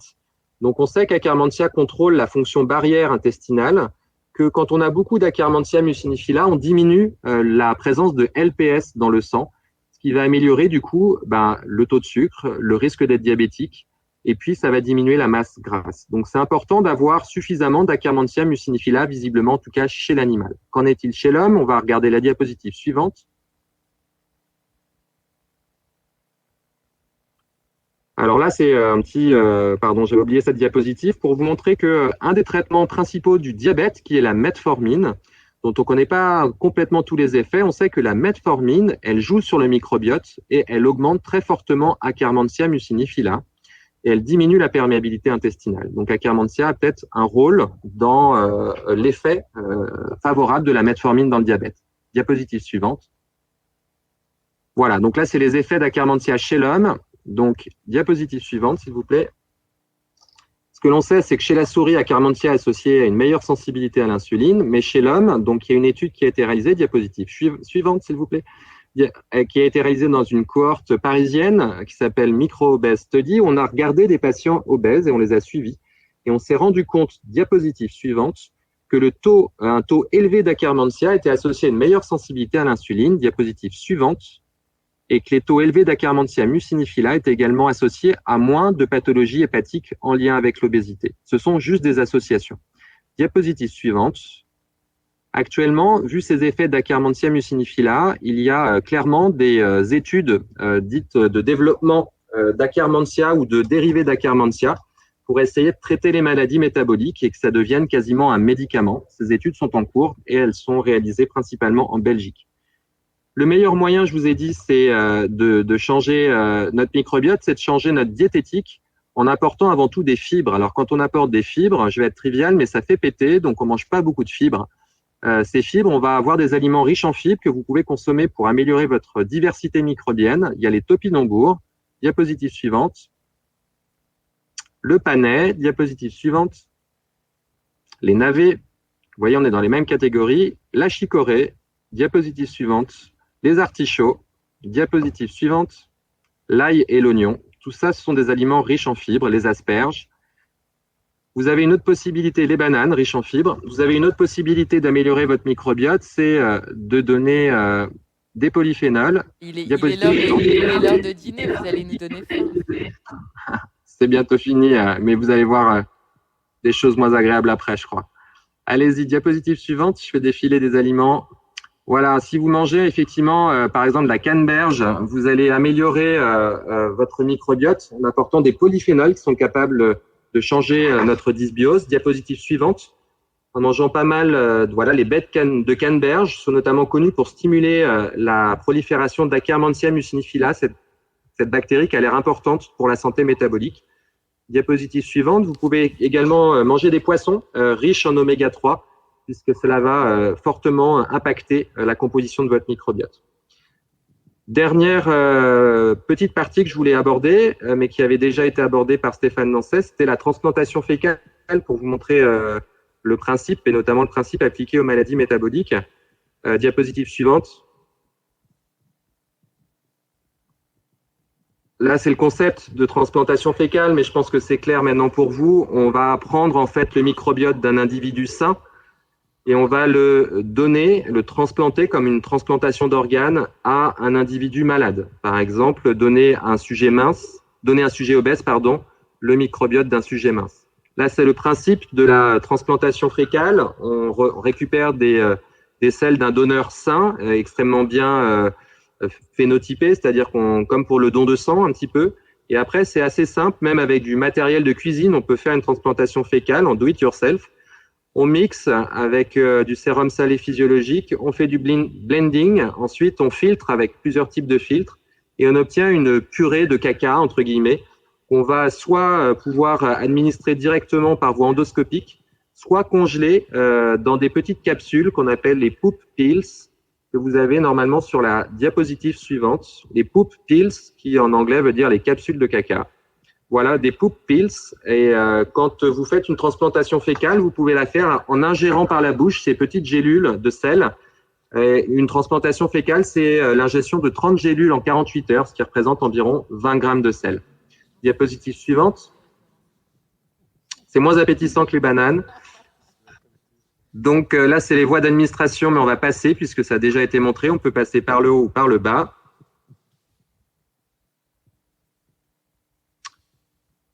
Diapositive suivante, s'il vous plaît. Là, c'était juste pour rappeler ce qui avait déjà été dit. Cette transplantation fécale, elle existe, elle est utilisée, on va dire, en médecine à l'heure actuelle, presque en routine, dans une seule maladie qui est une infection digestive à une bactérie qui s'appelle Clostridium difficile. Et c'est actuellement la seule indication de prise en charge de cette transplantation fécale. Pour autant, dans le domaine de la recherche, on essaie de voir si ces transplantations fécales fonctionnent dans d'autres maladies, comme les maladies métaboliques. Diapositive suivante. Un des effets indésirables qui a été observé dans cette indication de la transplantation fécale pour la maladie à Clostridium, c'est ce petit cas clinique que je voulais vous présenter, une femme de 32 ans qui a reçu une transplantation fécale de sa sœur de 16 ans qui était obèse, qui a permis de guérir la patiente de sa maladie digestive, mais cette patiente, du coup, qui a été transplantée, a pris 32 kilos en 3 ans, de manière complètement inexpliquée, malgré un régime strict et une activité physique. C'est une manière de vous démontrer qu'on peut transférer le phénotype obèse et que ça peut être un effet indésirable de la transplantation fécale. Et maintenant, dans les indications de donneurs de selles, les patients obèses sont exclus. Diapositive suivante. Donc là, c'était une dernière petite étude pour vous montrer qu'on essaye aussi de faire de la transplantation fécale chez des gens diabétiques ou hypertendus qui ont ce qu'on appelle le syndrome métabolique. Diapositive suivante. On a pris du coup 18 patients qui sont un petit peu gros, vous le voyez, et qui ont du diabète. Et on a fait 2 types de greffes. Soit les patients, on leur a auto-greffé leurs selles, soit on a greffé à ces patients des selles d'un donneur, vous le voyez, en pleine santé, hyper musclé et qui n'est pas gros ni métaboliquement altéré. Et on va regarder le résultat avec le test de référence pour étudier la sensibilité à l'insuline. Vous avez ici la mesure de la sensibilité à l'insuline avant la transplantation, donc chez notre monsieur musclé qui est donneur, et puis chez nos patients qui vont recevoir les selles, ceux qui vont auto-recevoir leurs selles, et ceux qui vont recevoir les selles du patient musclé. Diapositive suivante. On voit effectivement que quand on reçoit les selles du monsieur musclé, alors qu'on est gros, on arrive à corriger les altérations métaboliques avec une meilleure sensibilité à l'insuline 6 semaines plus tard. Les effets donc de la transplantation fécale sur le métabolisme semblent être vérifiés. Toutefois, ces études, quand on les poursuit, on les prolonge à 18 semaines, on perd cet effet métabolique. Donc, il semble que cet effet soit tout à fait transitoire et on est encore loin de pouvoir utiliser la transplantation fécale pour soigner l'obésité ou soigner le diabète. Diapositive suivante. Qui doit être la conclusion. Donc, mes conclusions, c'était donc qu'effectivement que le microbiote intestinal est maintenant bien identifié comme un acteur clé dans les maladies métaboliques et notamment dans l'obésité et ses conséquences, le diabète de type 2. Que la modulation du microbiote pourrait probablement améliorer ces maladies puisqu'il y a visiblement un rôle causal, que les prébiotiques, les probiotiques, la transplantation fécale pourraient devenir des nouveaux traitements pour ces maladies métaboliques qu'on traite actuellement avec des médicaments ou de l'insuline ou de la chirurgie, et que l'alimentation reste bien évidemment centrale dans l'équilibre du microbiote et l'amélioration de notre situation métabolique. Je suis désolé des difficultés techniques, et j'espère que vous avez retenu quelques notions intéressantes. Merci beaucoup, professeur. Vous avez été très très clair, malgré les problèmes techniques dont vous parlez, mais on a bien suivi vos propos qui sont extrêmement intéressants et très complémentaires par rapport aux propos précédents. J'ai quelques questions qui sont arrivées sur le chat. Alors, on a beaucoup parlé, vous et d'autres, de l'alimentation, hein. On a parlé aussi du tabac avec Stéphane Nancet pour les maladies inflammatoires de l'intestin, mais on n'a pas parlé d'alcool et j'ai des questions sur l'alcool. Alors, est-ce que c'est parce qu'on est le 19 au soir et que les bars sont ouverts ce soir, mais en tout cas, est-ce que l'alcool modifie la perméabilité de l'intestin? Alors, peut-être Stéphane.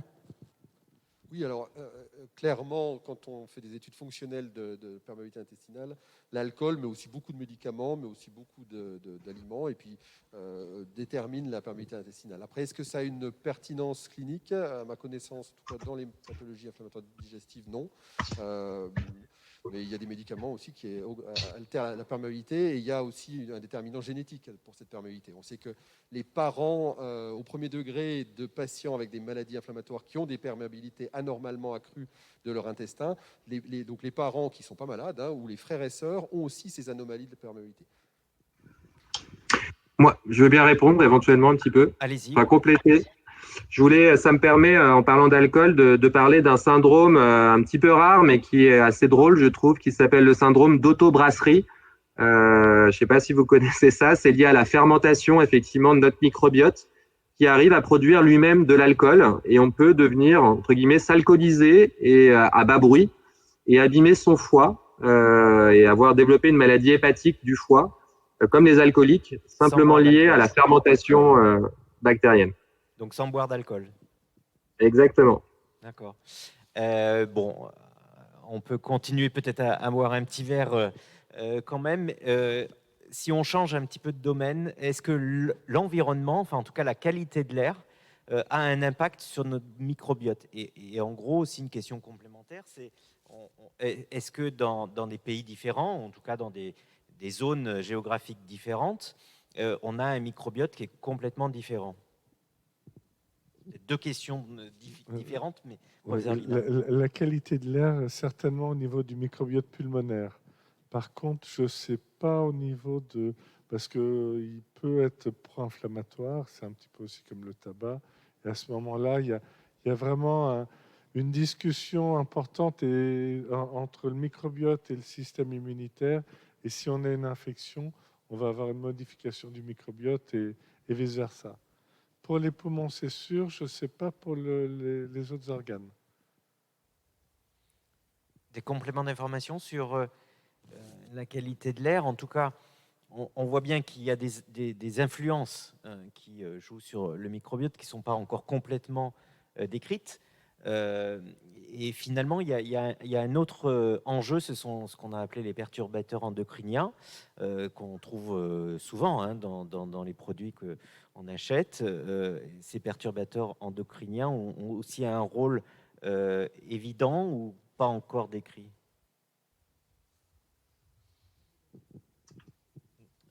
Je laisse sans voix les intervenants. Alors, je peux l'impact de l'environnement, l'impact direct qui est difficile à démontrer. Ce qu'on sait en tout cas nous dans nos maladies, les données que je peux avoir, c'est que finalement il y a des clusters quand même de pathologies inflammatoires intestinales. En gros, il y a des villages à certains endroits en France où il y a vraiment une surreprésentation de ces maladies. Alors que finalement, le village à côté, il n'y a pas cette surreprésentation. Donc on pense vraiment que l'environnement a un impact, et il y a une grande étude épidémiologique actuellement en cours qui s'intéresse à comprendre dans l'environnement, mais est-ce que c'est ce qu'on mange, ce qu'on touche, ce qu'on respire, ce qu'on ingère voilà. Donc probablement que l'environnement, c'est quelque chose d'extrêmement global. Il y a l'aluminium, par exemple, dans la pathologie inflammatoire qui a pu être identifié comme probablement promoteur d'inflammation. Le problème, c'est que pour un patient donné, c'est peut-être ça qui va déclencher ou en tout cas pérenniser l'inflammation. Pour un autre, ça va être autre chose. Donc comment identifier, on n'est pas des rats de laboratoire, on vit tous, pour standardiser l'environnement dans la population humaine, il ne faut pas le faire, mais c'est surtout extrêmement compliqué à étudier, parce que l'environnement, il est majeur. Même dans deux jumeaux, Emmanuel le disait tout à l'heure, deux jumeaux qui ont vraiment le même capital génétique, des vrais jumeaux qui ont le même capital génétique, ils ont un environnement un peu différent et probablement souvent ils déclenchent une maladie immunitaire de façon différente. Pour la maladie de Crohn, typiquement, c'est 60% de développement d'une maladie chez le jumeau. Quand un jumeau a une maladie de Crohn, son vrai jumeau, frère jumeau, a que 60% de probabilité de développer une maladie. Ça veut dire qu'en gros, il y a d'autres facteurs qui jouent qu'on ne maîtrise pas du tout. Et donc, pour compléter, peut-être, professeur Dys, vous allez peut-être répondre à cette question. Existe-t-il un microbiote idéal et doit-on rechercher à avoir le microbiote idéal? Alors, je ne sais pas s'il y a un microbiote idéal. Vous avez compris que l'idée, c'était surtout de limiter les risques, entre guillemets, de dysbiose, puisqu'il y a clairement des liens entre des anomalies de notre composition du microbiote et le développement d'un bon nombre de pathologies. Et que pour ça, clairement, avoir à la fois une alimentation saine, une activité physique régulière, des choses qui paraissent évidentes, sont probablement les meilleurs moyens d'avoir un microbiote à peu près équilibré. manger des fibres. Les fibres dans l'alimentation, au-delà des aliments que je vous ai présentés, les fibres dans l'alimentation, c'est notamment les légumes, les fruits et les céréales, tout simplement. Donc, si vous avez une alimentation qui correspond aux recommandations actuelles françaises, une alimentation à peu près saine, équilibrée, vous n'avez pas de raison de présenter une dysbiose. Mais vous êtes quand même soumis à plein de paramètres, effectivement, environnementaux, que ce soit les toxines, les polluants, les additifs alimentaires, les édulcorants, le stress, certains anti-inflammatoires, la ménopause qui participe, l'alcool, le sport très intensif, tout ça sont des facteurs qui participent à la dysbiose. Et de façon claire, il est probable qu'il n'y a pas un microbiote idéal, mais il y en a de très nombreux. Et peut-être que le microbiote idéal dépend de l'individu. Et donc, on n'a pas assez, pour l'instant, de précision, et c'est certainement trop multifactoriel, pour dire quel microbiote va à quelle personne. Donc, en tout cas, juste pour compléter, ce qu'on sait, c'est que dans la transplantation fécale, puisque il y a des donneurs et des receveurs, on se rend compte qu'il y a quand même des super donneurs, des donneurs qui, visiblement, pour lesquels ça marche très très bien. Enfin, on a des très bons résultats, beaucoup plus que d'autres. Et cette notion de super donneur reste encore à bien clarifier, mais il y a probablement des patients avec des super microbiotes qui sont tout à fait bénéfiques pour notamment l'infection à Clostridium difficile, ça a été bien démontré. Mais, par contre, l'infection à Clostridium difficile, c'est quelque chose qui est relativement simple par rapport à d'autres maladies plus complexes, que ce soit les maladies inflammatoires, les MICI ou même l'obésité. C'est vraiment une bactérie qui, tout d'un coup, à cause d'une dysbiose, est trop importante dans le tube digestif. Et donc, il suffit d'éteindre cette bactérie pour ne plus avoir la maladie. Alors que dans les maladies dont on parle aujourd'hui, c'est multifactoriel. Oui, il n'y a pas que ce facteur qui influe sur le déclenchement de ces maladies. Mais si je continue un petit peu dans ce qu'on disait, alors on a parlé aussi de la relation entre microbiote et le sang. On voit qu'il y a des groupes sanguins qui sont plus facilement donneurs que d'autres groupes sanguins, et donc il est assez régulier d'aller faire des prises de sang pour pouvoir connaître notre état de santé. Est-ce que demain, je peux aller faire une analyse de mon microbiote pour pouvoir avoir des informations sur mon état de santé, et puis peut-être à titre préventif, savoir si je peux déclencher quelques pathologies dont on a parlé? Alors, moi je veux bien répondre, vous pouvez aller le faire aux États-Unis, enfin, vous pouvez envoyer un échantillon de sel aux États-Unis, il n'y a pas de problème. On peut faire votre génome comme on peut faire votre métagénome. Une analyse du métagénome en 16S, là, ça coûte 150 € à peu près. Clairement, c'est pas du tout actuellement utilisé, on fait pas de cartographie de notre génome, entre guillemets, en routine, et ça fait pas partie des informations qui sont utilisées, mais il y a de fortes chances que, projetons-nous dans 20 ans, on ne viendra pas avec les résultats d'une prise de sang chez le médecin, mais on viendra probablement avec une clé USB sur laquelle il y aura notre génome, il y aura notre métagénome, et puis on fera de la médecine de précision, c'est-à-dire qu'en fonction de notre génome et notre métagénome, peut-être qu'on nous donnera tel ou tel médicament. C'est un petit peu comme ça que je vois la médecine de précision et de l'avenir. Ouais. Moi, j'avais quand même une modération là-dessus, parce que la précision qu'on peut avoir, notamment avec du 16S, c'est un petit peu comme si on comptait le nombre de personnes dans les villes et qu'à partir de là, on pouvait savoir ce qui se passait en France. C'est un petit peu la précision qu'on a, et elle est insuffisante. Et nous, clairement, au niveau des laboratoires, on freine sur ce type d'informations sur lesquelles on n'a pas de pertinence d'analyse derrière. Je suis tout à fait d'accord avec vous. Je crois qu'à l'heure actuelle, il faut distinguer effectivement l'avenir qui sera peut-être effectivement avoir une espèce de signature de la flore, mais pour lequel qui sera validé. Là, il y a l'outil, mais on ne sait pas l'interpréter. Et l'outil est discutable, il est coûteux, il n'est pas remboursé, il n'a aucun intérêt à titre individuel. Donc je crois que le message, en tout cas en 2021, c'est ne pas se laisser avoir à faire un échantillon de sel pour une analyse de flore, parce qu'elle sera ininterprétable, c'est une perte d'argent. C'est pas inintéressant à titre individuel si vous voulez savoir exactement toutes les bactéries, même si elles ne sont pas exhaustives, que vous avez dans l'intestin, mais c'est au jour J, le lendemain, elles auront changé si vous refaites un prélèvement. Donc aucun intérêt, et les recommandations des sociétés savantes de gastroentérologie recommandent de ne pas faire ce type d'analyse à l'heure actuelle. Après, je suis bien d'accord avec Emmanuel, l'avenir nous rendra peut-être tort, mais on saura les interpréter surtout.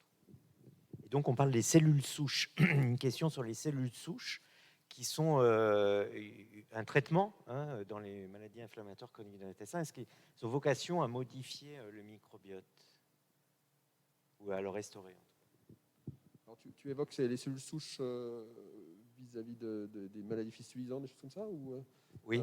Oui. Alors probablement on a peu de données à cet égard. Là pour l'instant ce qu'on sait c'est on ne sait pas comment ça fonctionne. On sait que c'est efficace. La thérapie cellulaire est certainement une voie d'avenir, mais dire est-ce que ça passe via le microbiote, via l'immunité, via des modifications de la barrière ou via d'autres modifications qui nous échappent, je ne sais pas.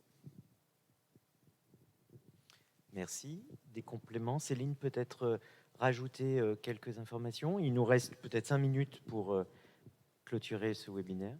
Je vois qu'il y a une dernière question. Je ne sais pas si Oui. sur le biose, une fois le biose rétabli, cela perdure-t-il dans le temps? Et en gros, avec je pense que c'est les effets de la transplantation fécale. Ça a été un peu évoqué par professeur Diss tout à l'heure, mais si vous voulez compléter, peut-être pour répondre exhaustivement à cette question. Je vais juste répondre pour les infections Clostridium difficile. Là, clairement, oui. Par contre, dans des maladies plus complexes, ça, j'ai l'impression quand même les diapositives ont montré qu'il fallait... Normalement, une infection Clostridium difficile, c'est 1 ou 2 instillations et c'est fini avec une probabilité d'efficacité qui est supérieure à 90%. Dans d'autres pathologies, ce n'est pas le cas, ce qui veut dire que c'est beaucoup plus complexe. On l'a vu pour la rectocolite hémorragique, c'est 30% et pas dans toutes les études de rémission. Et puis, est-ce qu'il faut pérenniser, et à quel rythme il faut faire ces transplantations, à quel moment il faut les faire. Là, ça doit vraiment rester du domaine de la recherche. Je crois qu'il ne faut pas faire n'importe quoi dans son coin. Et ça ne peut pas être promu pour l'instant promu dans ces maladies inflammatoires tant qu'on n'en sait pas plus. Et évidemment, ce qui a été dit pour les transferts chez l'animal, mais également chez l'homme, de l'obésité à partir de transplantation fécale, il faut savoir que chez l'animal, là, ce n'est pas démontré chez l'homme, mais on est capable de transférer la flore d'une souris qui fait une inflammation qui est génétiquement modifiée pour faire de l'inflammation dans l'intestin. Si cette souris, on prend sa flore et qu'on la transfère à un animal totalement normal, génétiquement, elle va développer également de l'inflammation. Donc on peut transférer une maladie inflammatoire de type maladie de Crohn ou rectocolite hémorragique via la flore. Donc ça questionne quand même pour la transplantation fécale. Ça n'a pas été démontré sur le plan humain, et fort heureusement, mais il faut rester extrêmement prudent dans ces options thérapeutiques. Merci. On va peut-être passer à la conclusion et peut-être... alors, il y a une dernière question qui est très sympathique et je remercie, qui explique l'intérêt que cette participante a eu d'écouter ce webinaire. Et effectivement, ce webinaire sera sur YouTube et on aura la possibilité de le revoir en replay. Donc, n'hésitez pas à nous poser la question, soit directement sur le site de la FAC Rhône RCH France. Sinon, il y a le lien peut-être qui va être marqué. Et ça sera à partir de demain, je pense. Donc, sur le site de la ville, le lien sera mis en ligne.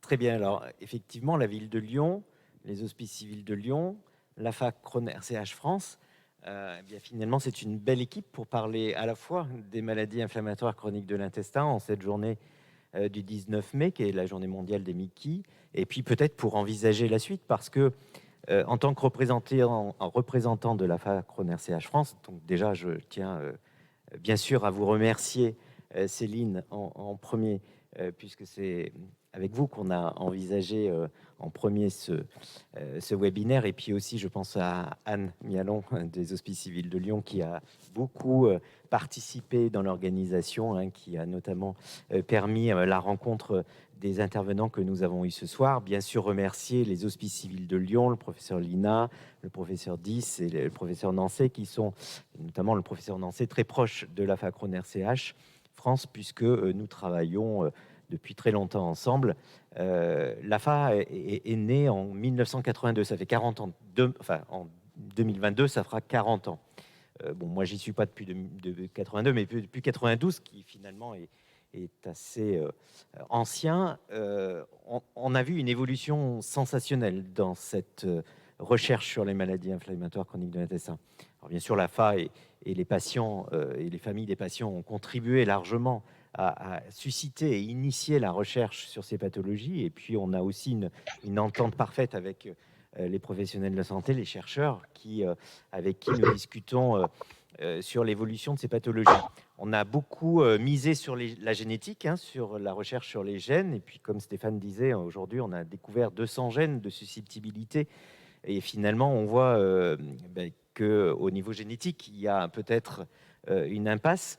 Et ce microbiote et ces recherches sur le microbiote, en tant que malade, c'est très important et c'est très enthousiasmant de voir comment on peut se lancer sur un espoir supplémentaire et complémentaire face à ces pathologies quand on en souffre et quand on voit des jeunes gens, puisque bien souvent ce sont des jeunes qui ont une vie à faire, une vie familiale, une vie sociale, une vie professionnelle et qui ne peuvent pas, pour toutes les raisons dont on a parlé tout à l'heure, eh bien c'est très enthousiasmant. Donc j'ai envie de dire qu'ici à Lyon, puisque Lyon est quand même une ville d'innovation en matière de santé, eh bien c'est peut-être un commencement vers davantage, on va dire, de rencontres dans le cadre du microbiote avec d'autres acteurs qui travaillent sur le microbiote pour pouvoir essayer d'initier, de rendre plus dynamique et plus énergique ces recherches sur le microbiote et qui, bien sûr, a un impact direct sur les maladies inflammatoires chroniques de l'intestin. Je sais que Céline, vous êtes passionnée par ce dont on a parlé ce soir, et notamment par le microbiote. Et donc, je sais que j'ai une alliée pas trop difficile à convaincre, en tout cas, pour faire avancer ces sujets. Alors, peut-être qu'il faudra en convaincre d'autres, j'imagine. Mais en tout cas, très franchement, c'est très enthousiasmant aujourd'hui, ce soir, du 19 mai, d'avoir avec vous partagé ces informations et cet avenir qui peut être encourageant pour l'ensemble des patients atteints de ces pathologies, Mickey, mais aussi diabète, obésité et autres, puisqu'il y en a bien d'autres dont les relations avec le microbiote sont certainement avérées. Je vous laisse la fin, Céline, la parole finale. Écoutez, je voulais juste vous remercier, vous, et remercier bien sûr les professeurs des Hospices civils de Lyon et Anne Mialon, effectivement, qui doit être connectée dans la salle. Voilà, vous remercier chaleureusement, c'était vraiment extrêmement intéressant déjà. Effectivement, je cultive cette passion étrange pour le microbiote. Pourquoi ? Parce que, pour le microbiote et puis il y a aussi ces maladies. Pourquoi ? Parce que déjà elles sont tabous. Et que je trouve que voilà, on est dans une société où ce type de tabou finalement n'a plus vraiment de raison d'être, et que je suis quelqu'un qui aime bien mettre les pieds dans le plat. Pourquoi aussi sur le microbiote ? Parce que je trouve que c'est un bon révélateur en fait de la solution, qui est une solution d'équilibre. Et je pense que d'une manière générale, c'est un message qui est tout à fait transférable aussi à la recherche d'équilibres sociaux, d'équilibres environnementaux, d'équilibres sur le vivant au sens large. Et je pense que voilà, c'est un bon parallèle et des bons messages. Voilà, donc effectivement, je vous remercie d'avoir fait vivre ma passion ce soir. Et je souhaite à tous et à toutes une bonne soirée. Il nous reste encore 1 heure avant le couvre-feu, et donc je vous souhaite d'en profiter librement et modérément malgré tout. Voilà, très bonne soirée à tous. Merci. Merci, bonne soirée.